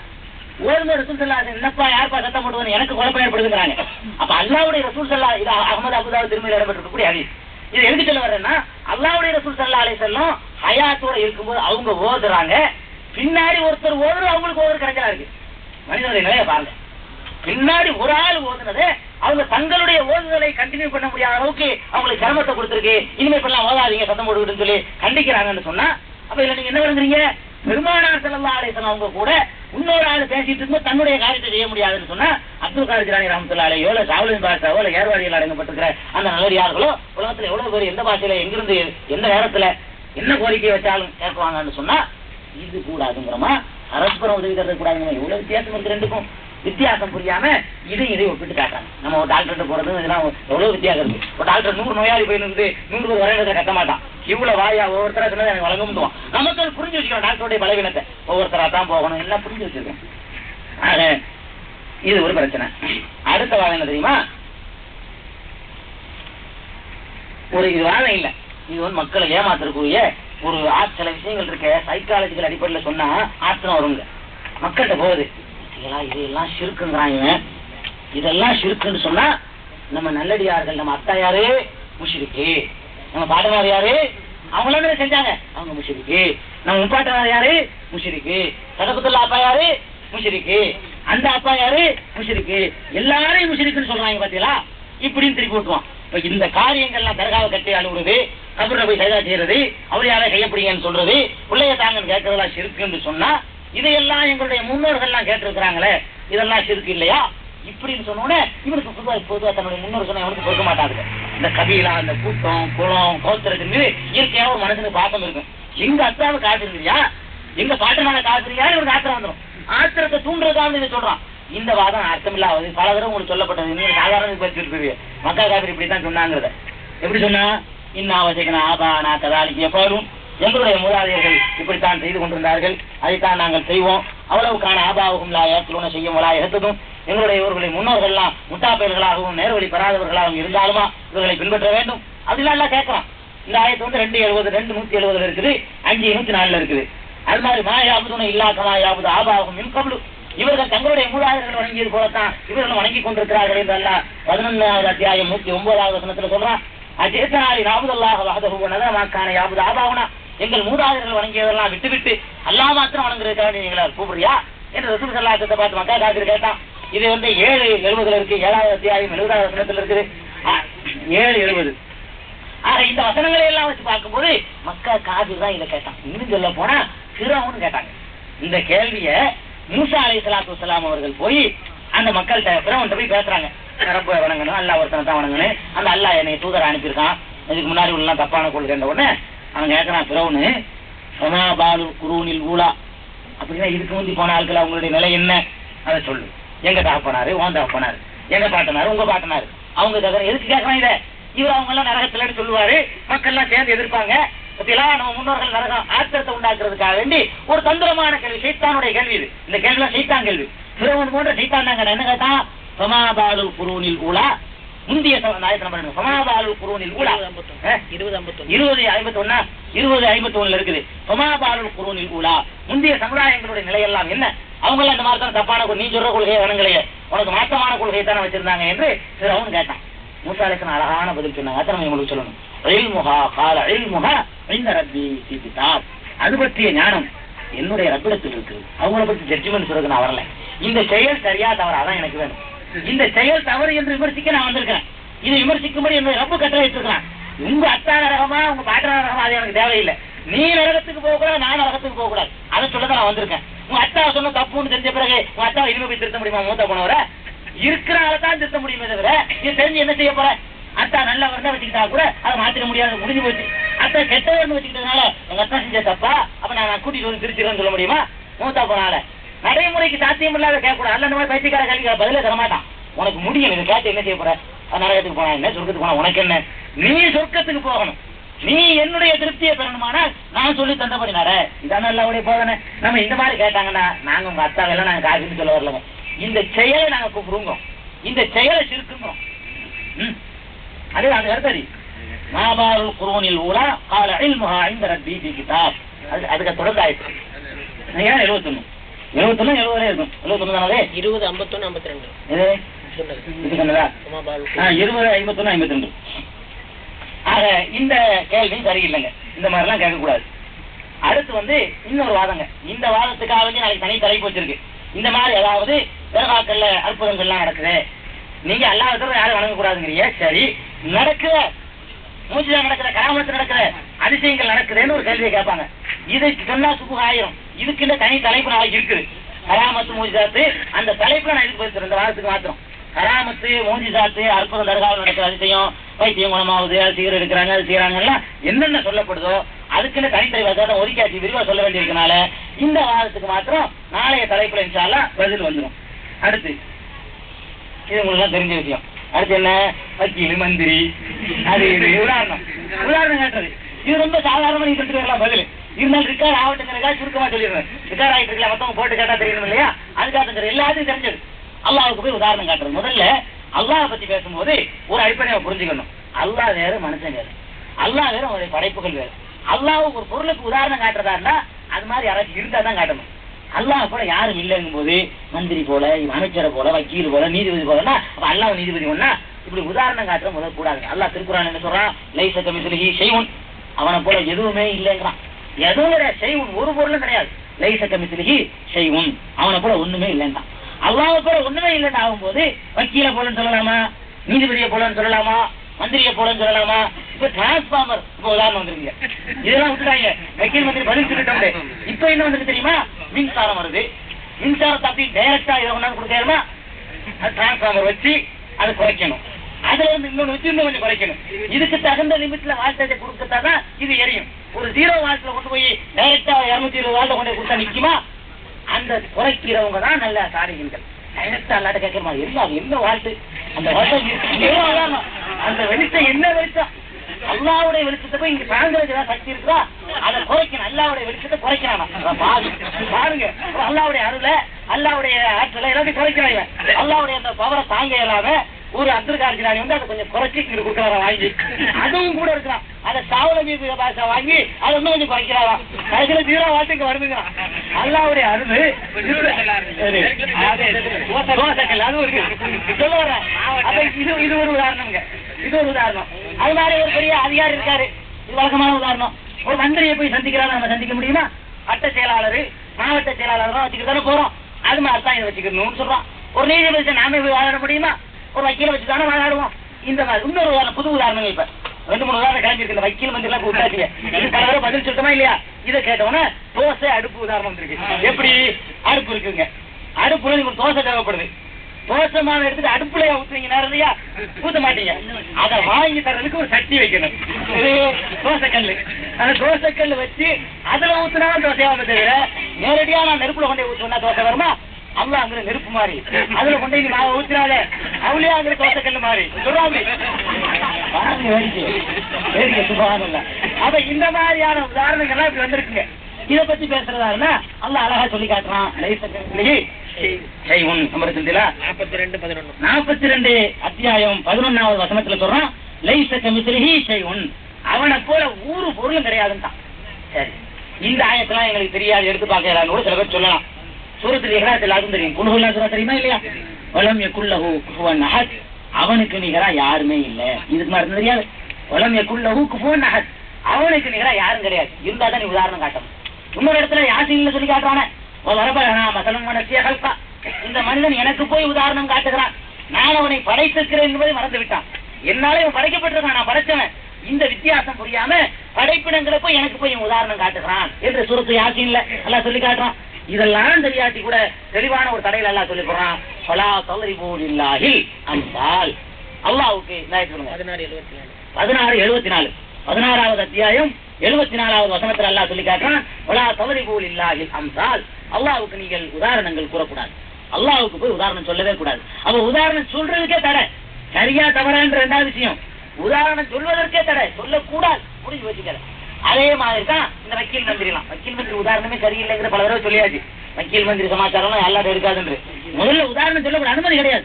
அல்லாஹ்வுக்கு உதாரணம் சொல்ல உனக்கு ரைட்டு கிடையாது. அல்லாஹ் மாதிரி யாரும் இருந்தா கொண்டு வா, அப்புறமே உதாரணம் சொல்லுவோம். அல்லாஹ் மாதிரி யாரும் இல்லைன்னு ஒத்துக்கிட்டேன்னு சொன்னா அவனுக்கு போய் உதாரணம் காட்டுறது ரைட் இல்ல. இது உறுதியா சொல்ல வேண்டியதுல உங்க எல்லாரும் நல்லா தெரியும். யாரு கேட்டா நீங்க எல்லாருமே பதில் சொல்ற அளவுக்கு கொண்டு வச்சுக்கலாம்.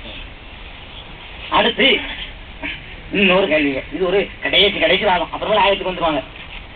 அல்லாஹ்ட்ட கேட்கறதுக்கு ஒரு தகுதி வேணாமா? அடுத்த கேள்விங்க, சரிதான் நீங்க சொல்றீங்க, வாஸ்தவம் தாங்க, அல்லாஹ் தான் வணங்குங்க, அல்லாஹ்ட்ட தான் கேட்கணும். நாங்க எவ்வளவோ பாவம் செய்யறோம், எவ்வளவோ அக்கிரமம் பண்றோம், கலப்படம் பண்றோம், மோசடி பண்றோம், பொய் சொல்றோம், பித்தலாட்டம் செய்யறோம், பிராடெல்லாம் பண்றோம். இவ்வளவுலாம் செய்யக்கூடிய நாங்க போய் எந்த முகத்தோட அவன்கிட்ட போய் கேட்கறது? கேட்க எங்களுக்கு என்ன தன்னை இறைக்கிறான். இப்ப ஆமா, அல்லாஹ் வந்து இறக்கிதான் முட்டுட்டு கடைசி என்ன செய்யறான்? தன்னுடைய தகுதியை குறைக்கும். எப்படி எல்லாம் எங்களுக்கு என்ன தகுதி இருக்குது, நாங்க எல்லாத்தையும் எங்களுக்கு எவ்வளவு பாவம் செஞ்சுட்டோம், எந்த முகத்தோட போய் கேட்கறது இப்படின்னு சொல்லிட்டு அதனாலதான் நாங்க என்ன செய்யறோம்? அல்லாஹ்ட்டெல்லாம் கேட்கறாது, அவரு அவளியா பிடிச்சி நீங்க போய் செய்யுங்கன்னு சொல்றோம். எப்படி ஒரு பிள்ளை, அதுக்கு ஒரு உதாரணம், இது நிலைநாட்டுக்கு ஒரு உதாரணம். ஒரு வீட்டுல தாய் தகப்பன் இருக்கிறாங்க, ஒரு பிள்ளை இருக்குது, பிள்ளை தப்பு பண்றான்னு சொல்லி அத்தா கோபமா இருக்கிறாரு. அப்ப அந்த பிள்ளை என்ன செய்யும்? அம்மாட்ட போய் வீடியம், அம்மாட்ட போய் கோபமா இருக்காரு சொல்லி சரி பண்ணி வைக்கலாம் அப்படின்னு சொல்லி போய் சொல்லணும் இல்லையா? அந்த மாதிரி நாங்க அவளியாட்ட போய் சொல்லி பார்த்தா அவர் போய் அல்லாட்ட போய் சொல்லி எடுத்துவாரு, அந்த கோபத்தை குறைச்சிருவாரு. இப்படி ஒரு வாதங்க. அதனாலதான் கேட்கக்கூடாதுங்கிறமே தவிர அல்லாட்ட தான் கேட்கணும், அதுல எல்லாம் சந்தேகம் கிடையாது. ஆனா எங்களுக்கு வந்து தகுதி இல்லைங்கிறாங்க. இது ஒரு வாதம். முதல்ல இது குர்ஆன் வந்து இந்த வாதத்துக்கு செருப்படி கொடுத்துரு, அவ்வளவு பயங்கரமா அடிக்குது. எப்படி? குல் யா இபாதியல்லதீன அஸ்ரஃபு அலா அன்ஃபுஸிஹிம் லா தக்னது மின் ரஹ்மத்தில்லாஹ், யா இபாதியல்லதீன அஸ்ரஃபு அலா அன்ஃபுஸிஹிம் லா தக்னது மின் ரஹ்மத்தில்லாஹ், தங்களுக்கு தாங்களே அநீதி இழைத்து விட்ட, அல்லாஹ் கேட்கிறான் பாருங்க, தங்களுக்கு தாங்களே அநீதி இழைத்து விட்ட என்னுடைய அடியார்களே. யாரை கூப்பிடுறான்? சாலிஹீன்களே, முத்தகீன்களேன்னு கூப்பிடல இந்த ஆயத்துல. இந்த ஆயத்துல எப்படி கூப்பிடுறான்? தங்களுக்கு தாங்களே பாவம் செய்து விட்ட எனது அடியார்களே, லா தக்னது மின் ரஹ்மத்தில்லாஹ், அல்லாஹ்வுடைய ரஹ்மத்துல நீங்க நம்பிக்கை இழந்துறாதீங்க. எவ்வளவு தப்பு செஞ்சிருந்தாலும் நான் இன்னல்லாஹ யக்ஃபிரு ذுனூப ஜமீஆ, அவ்வளவு பாவத்தையும் மன்னிக்க கூடியவன் நான். திருந்தி யா அல்லாஹ், நான் இவ்வளவு நாள் கலப்படம் செஞ்சுட்டேன், நான் இனிமே செய்ய மாட்டேன், இவ்வளவு நாள் ஃப்ராட் பண்ணிட்டேன், இனிமே செய்ய மாட்டேன், மன்னிச்சிரு அல்லாஹ்னு சொல்லி வந்தால் என்னுடைய ரஹமத்துடைய வாசல் திறந்திருக்குது. லா தக்னது மின் ரஹ்மத்தில்லாஹ், என்னுடைய ரஹமத்தில் நம்பிக்கை இழக்காதீர்கள். யாரை கூப்பிட்டு சொல்றான்? யார் தனக்கு தகுதி இல்லைன்னு சொல்லி ஒதுங்க பாக்குறாங்களோ, அல்லாஹ்ட்ட கேட்கறத விட்டு ஒதுங்கிட்டு போறாங்களோ அவங்களை கூப்பிட்டு, ஏன்பா நீ அதனால பாக்குறாங்க இல்ல, நீ எனக்காக யோசிக்க வேண்டியது இல்லை, நான் எல்லாத்தையும் மன்னிக்க முடியும், அப்ப மட்டும் நீ உணர்ந்துடணும். அப்ப உணர்ந்து இந்த பக்கம் வந்துட்டேன்னு சொன்னா நான் மன்னிக்க தயாரா இருக்கேன், அவ்வளவு பாவத்தை மன்னிக்கிறேன்னு சொல்லி அல்லாஹ் ஜல்ல ஷானஹு சொல்றான். 39:53 வசனத்துல அல்லாஹ் 39:53 வசனத்துல சொல்றான். இன்னொரு இடத்துல அல்லாஹ் சொல்லி காட்டுறான் 12வது அத்தியாயம் 87வது வசனத்துல, லா தைஅசு மின் ரௌஹில்லாஹ், அல்லாஹ்வுடைய அருளில் நீங்கள் நம்பிக்கை இழந்து விடாதீர்கள். ஃபஇன்னஹு லா யைஅசு மின் ரௌஹில்லாஹி இல்லல் கௌமுல் காஃபிரூன், காபிர்கள் தான் அல்லாஹ்வுடைய அருளில் நம்பிக்கை இழப்பார்கள். அப்ப அல்லாஹ்வுடைய அருளில நம்பிக்கை இழக்கிறான்னு சொன்னா யாரு? காபிருங்க. எனக்கு தகுதி இல்லைன்னு இவன் தன்னையே குறைச்சிக்கிட்டான்னு சொன்னா இவன் தன்னையே குறைக்கல, அல்லாஹ்வுடைய அருளுடைய அளவை குறைச்சுட்டாங்க. இவன் தன்னையே கொஞ்சம் நினைச்சுக்கிட்டு இருக்கான், அந்த பாதைகள் எங்களை வேண்டாம் குறைச்சிக்கிறோம்னு நினைக்கிறான். இவன் தன்னையவா குறைக்கிறான்? இல்ல, அல்லாஹ் இரக்கம் இல்லாதவன், திருந்தினா கூட அவன் மன்னிக்காதவன், அவனை விட இந்த பெரியார் இவன் மீது இறக்கம் காட்டக்கூடியவரு அப்படின்னு சொல்லி ரஹ்மானார இந்த பெரியார கருதான். ரஹ்மான் அளவற்ற அருளாளங்க. அளவற்ற அருளாள என்ன? வேற எவரும் என் மீது இறக்கப்படுவதை விட அவன் அதிகமா இறக்கப்படுவான். வேற எவரும் என் மீது அருள் புரிவதை விட அவன் அதிகமா அருள் புரிவான். இதான ரஹ்மானுக்கு அர்த்தம். நம்ம சாதாரண அளவற்ற அருளாளன் அர்த்தம் செய்யறோம்லங்க. அளவே இல்லாத அருளாளன் யாரு? அல்லாஹ்னு ஒத்துக்கிட்டவன் என்ன சொல்ல வர்றான்? அல்லாஹ்ட்ட போய் கேட்டா என் மீது கோபமா இருக்கிறான், இவர் என் மீது ரொம்ப இறக்கமா இருக்காரு. அல்லாஹ் கோபமா இருக்கானா? அல்லாஹ்ட்ட போய் கேட்டா என்ன செய்ய மாட்டானா? மன்னிக்க மாட்டானா? வேற யாரு மன்னிச்சிருவாங்களா? இந்த அவுலியா என் மீது இறக்கப்பட்டு பச்சாதாபப்பட்டு எனக்காக கேட்டு வாங்கி தந்துருவாருன்னா, அப்ப அல்லாஹ் இந்த அடியார் மீது வைத்திருக்கிற அருளை விட இறக்கத்தை விட அல்லாஹ்வுடைய அடியார் இவன் மீது வைத்திருக்கிறான்னு நினைக்கிறான். அப்ப ரஹ்மான்ங்கிறத 2 ரஹ்மான் இவனுக்கு. அப்ப இன்னும் சொல்ல போனா ரஹ்மான் கூட அல்லாஹ் இல்லை, இவர் அளவற்ற அருளாளன் இந்த நல்லடியாரா ஆயிடுறாரு. அதனால இந்த உதாரணம் சரியில்லை. ஆக நீ எவ்வளவு பாவம் செஞ்சாலும் எவ்வளவு தப்பு செஞ்சாலும் அல்லாஹ்ட்ட கேளு, மன்னிக்க தயாரா இருக்கிறான். மன்னிக்கிற இலாக்காவையெல்லாம் யார்ட்டையும் அல்லாஹ் பிரிச்சே கொடுக்கறாங்க, எனக்கு மட்டுமே உரிய இலாக்காவை தான் வச்சுக்கிறான். ஏன்? இன்னல்லாஹ யக்ஃபிரு துனூப ஜமீஆ, அவ்வளவு பாவத்தையும் அல்லாஹ் தான் மன்னிக்கிறேன்னு சொல்லி காட்டுறான். அந்த ஆயத்துல ஏற்கனவே சொன்ன 39:53 வசனத்திலேயே இன்னொரு இடத்துல சொல்லி காட்டுறான், வமன் யக்ஃபிரு துனூப இல்லல்லாஹ், அல்லாஹ் தவிர யாரடா இருக்கிறது பாவத்தை மன்னிக்க? எவன் இருக்கிறான்? அப்படி கேட்கிறான். வமன் யக்ஃபிரு துனூப இல்லல்லாஹ், அல்லாஹ் தவிர எவன் இருக்கிறான் பாவத்தை மன்னிக்க? நானா மன்னிப்பேங்க. பாவத்தை மன்னிப்பது தனக்குரிய தனித்தன்மைங்கிறான். இது பெரியாக்க போய் கேட்டுக்கிட்டு வாங்க வேண்டாம். இது என்னது? அப்ப அல்லாஹ்வுடைய இலாக்காவை எல்லாம் பிரிச்சு கொடுக்குறாங்க. அதனால இந்த வாரம் அடிவிட்டு போயிருங்க. நீங்க பாவியா இருந்தாலும் கேட்கணும். இன்னும் தெரிஞ்சுக்கணும், கேட்கறதுக்கு ஒரு தகுதி வேண்டியது இல்லைங்க. தகுதி குறையத்தான் கேட்க வேண்டிய வேலைக்கு ஒரு ஆளாகும். நல்லா தெரிஞ்சுக்கோங்க. எனக்கு தகுதி இல்லை கேட்கலான்னு சொல்லக்கூடாது. என்கிட்ட நல்ல தகுதி இருக்குவாங்க, நான் ஒரு லட்சாதிபதியா இருக்கிறேன், நான் போய் யார்கிட்ட கேட்க மாட்டேன், அந்த காசு பார்த்து கேட்க மாட்டேன். நான் லட்சாதிபதியில ஒரு 10,000 ரூபாய் வச்சிருந்தேன்னு சொன்னா கேட்கறது கொஞ்சம் தகுதி கொஞ்சம் வந்திருக்குது. 10,000 விட்டு இறங்கி 1000க்கு வந்தேன்னு சொன்னா இன்னும் கொஞ்சம் கேட்க வேண்டிய தகுதி வந்துருது. 10,000 1000ல இருந்து 100 ரூபாய் பாக்கியில இருந்தா கேட்க வேண்டிய விலைக்கு வந்துடுறேன். 10 பைசா கூட என்கிட்ட இல்லாட்டி அதான் கேட்கறதுக்குள்ள முக்கியமான தகுதி. அப்ப உன்கிட்ட எவ்வளவுக்கு தகுதி குறையுதோ அவ்வளவுக்கு நீ கேட்கற தகுதியை படுற, கொடுக்குற தகுதியும் நடத்திக்கலாம். வாழை செய்யறது என்னமோ அல்லாவுக்கு கொடுக்க போற மாதிரி, அதுக்கெல்லாம் எனக்கு என்ன தகுதி இருக்குங்கிற மாதிரி பேசலாம். கொடுக்கறதுக்கு தான் தகுதி வேணும். நம்ம போய் அல்லாவுக்கு கொடுக்கறதா இருந்தா நான் என்னத்துக்கு அல்லாவுக்கு கொடுக்குறது அப்படின்னு சொல்லலாம். உன்னை கொடுக்கவா சொல்லிச்சு, அல்லாவுக்கு ஏதாவது கொடுத்துட்டு வேண்டாம் உன்னை சொல்லிச்சு. இல்லையே, அல்லாட்ட போய் கேளுன்னு தான் சொல்லுது. எவ்வளவுக்கு நீ கீழே இறங்கிட்டு இருக்கியோ அவ்வளவு கேட்கிற தகுதி உனக்கு இருக்குது. எவ்வளவுக்கு உன்ட்ட காசு பணம் இல்லையோ அவ்வளவு கேட்குவேன், எவ்வளவுக்கு உன்ட்ட செல்வம் இல்லையோ அவ்வளவு கேட்குவேன், எவ்வளவுக்கு உன்ட்ட புள்ள குட்டி இல்லையோ அவ்வளவு கேட்குவேன். அப்ப எதுல உனக்கு குறைவு ஏற்பட்டு இருக்குதோ அதுதான் கேட்கறதுக்குரிய முக்கியமான தகுதி. இவன் கொடுக்குற மாதிரி நினைச்சுட்டான், இது வித்தியாசம் புரிஞ்சுக்கல. ஆனா கேட்கறதுக்கு முக்கியமான தகுதியே இல்லாம தான். இவன்ட்ட எவ்வளவுக்கு இல்லாம இருக்கோ அவ்வளவு கேட்டாகணும். இதை சொல்லிக்கிட்டு நல்லா தப்பி கேளாங்க. இது ஒரு வாதம். இந்த வாதம் தெரியல, தெரியுது இல்லையா? அடுத்து ஒரு வாதம் கராமத்து மூஜா மட்டும் தான் பெட்டிகள் நிக்குது. இது போக அவங்களுக்கு சில குரான் ஆயத்து இருக்குங்க. என்ன அவங்க அர்த்தத்தை கற்பிச்சுக்கிடுவாங்க. அந்த ஆயத்துகளை வச்சுக்கிட்டு இதுக்கு மட்டும் தான் குரான்ல ஆதாரம் இருக்குதோ, எங்களுக்கு இருக்க ஆதாரம் குரான்ல இருக்குது அப்படின்னு சொல்லி குரான்ல இருந்து கொண்டே ஒரு சில ஆயத்துகளை எடுத்து வைத்துக் கொண்டு தங்களுடைய வாதத்தை நியாயப்படுத்துவாங்க. இதான் முக்கியமா தெரிஞ்சுக்கிற வேண்டிய விஷயம். இந்த வாதங்கள்லாம் நீங்களே பதில் சொல்லலாம். இப்ப சொன்னாலும் லாஜிக் தர்க்க ரீதியான வாதங்கள், எதிர்மறையாக சப்ஜெக்ட் இல்ல. இது வரைக்கும் சொன்ன வாதங்கள்லாம் சாதாரண சராசரி மனுஷன் பேசக்கூடிய வாதம். இப்ப சொல்லக்கூடிய வாதம் அந்த மௌலானாக்கள் சொல்லக்கூடிய வாதம். இப்ப சொல்ல போறதுதான் குரான் ஆயத்தை எடுத்து வச்சுக்கிறது. குரான் உனக்கு தெரியுமா, இந்த ஆயத்துல எல்லாம் இப்படி சொல்றாங்க, அதுக்கு என்ன சொல்ற அப்படிங்கிற கேள்விகளை எல்லாம் மௌலானாக்கள் மௌலவிகள் இந்த மாதிரி ஆட்கள் எல்லாம் கேட்கக்கூடிய சில ஆயத்துகள். இதுல முக்கியமான ஒரு அம்சத்தை வச்சுக்கிட்டாங்க.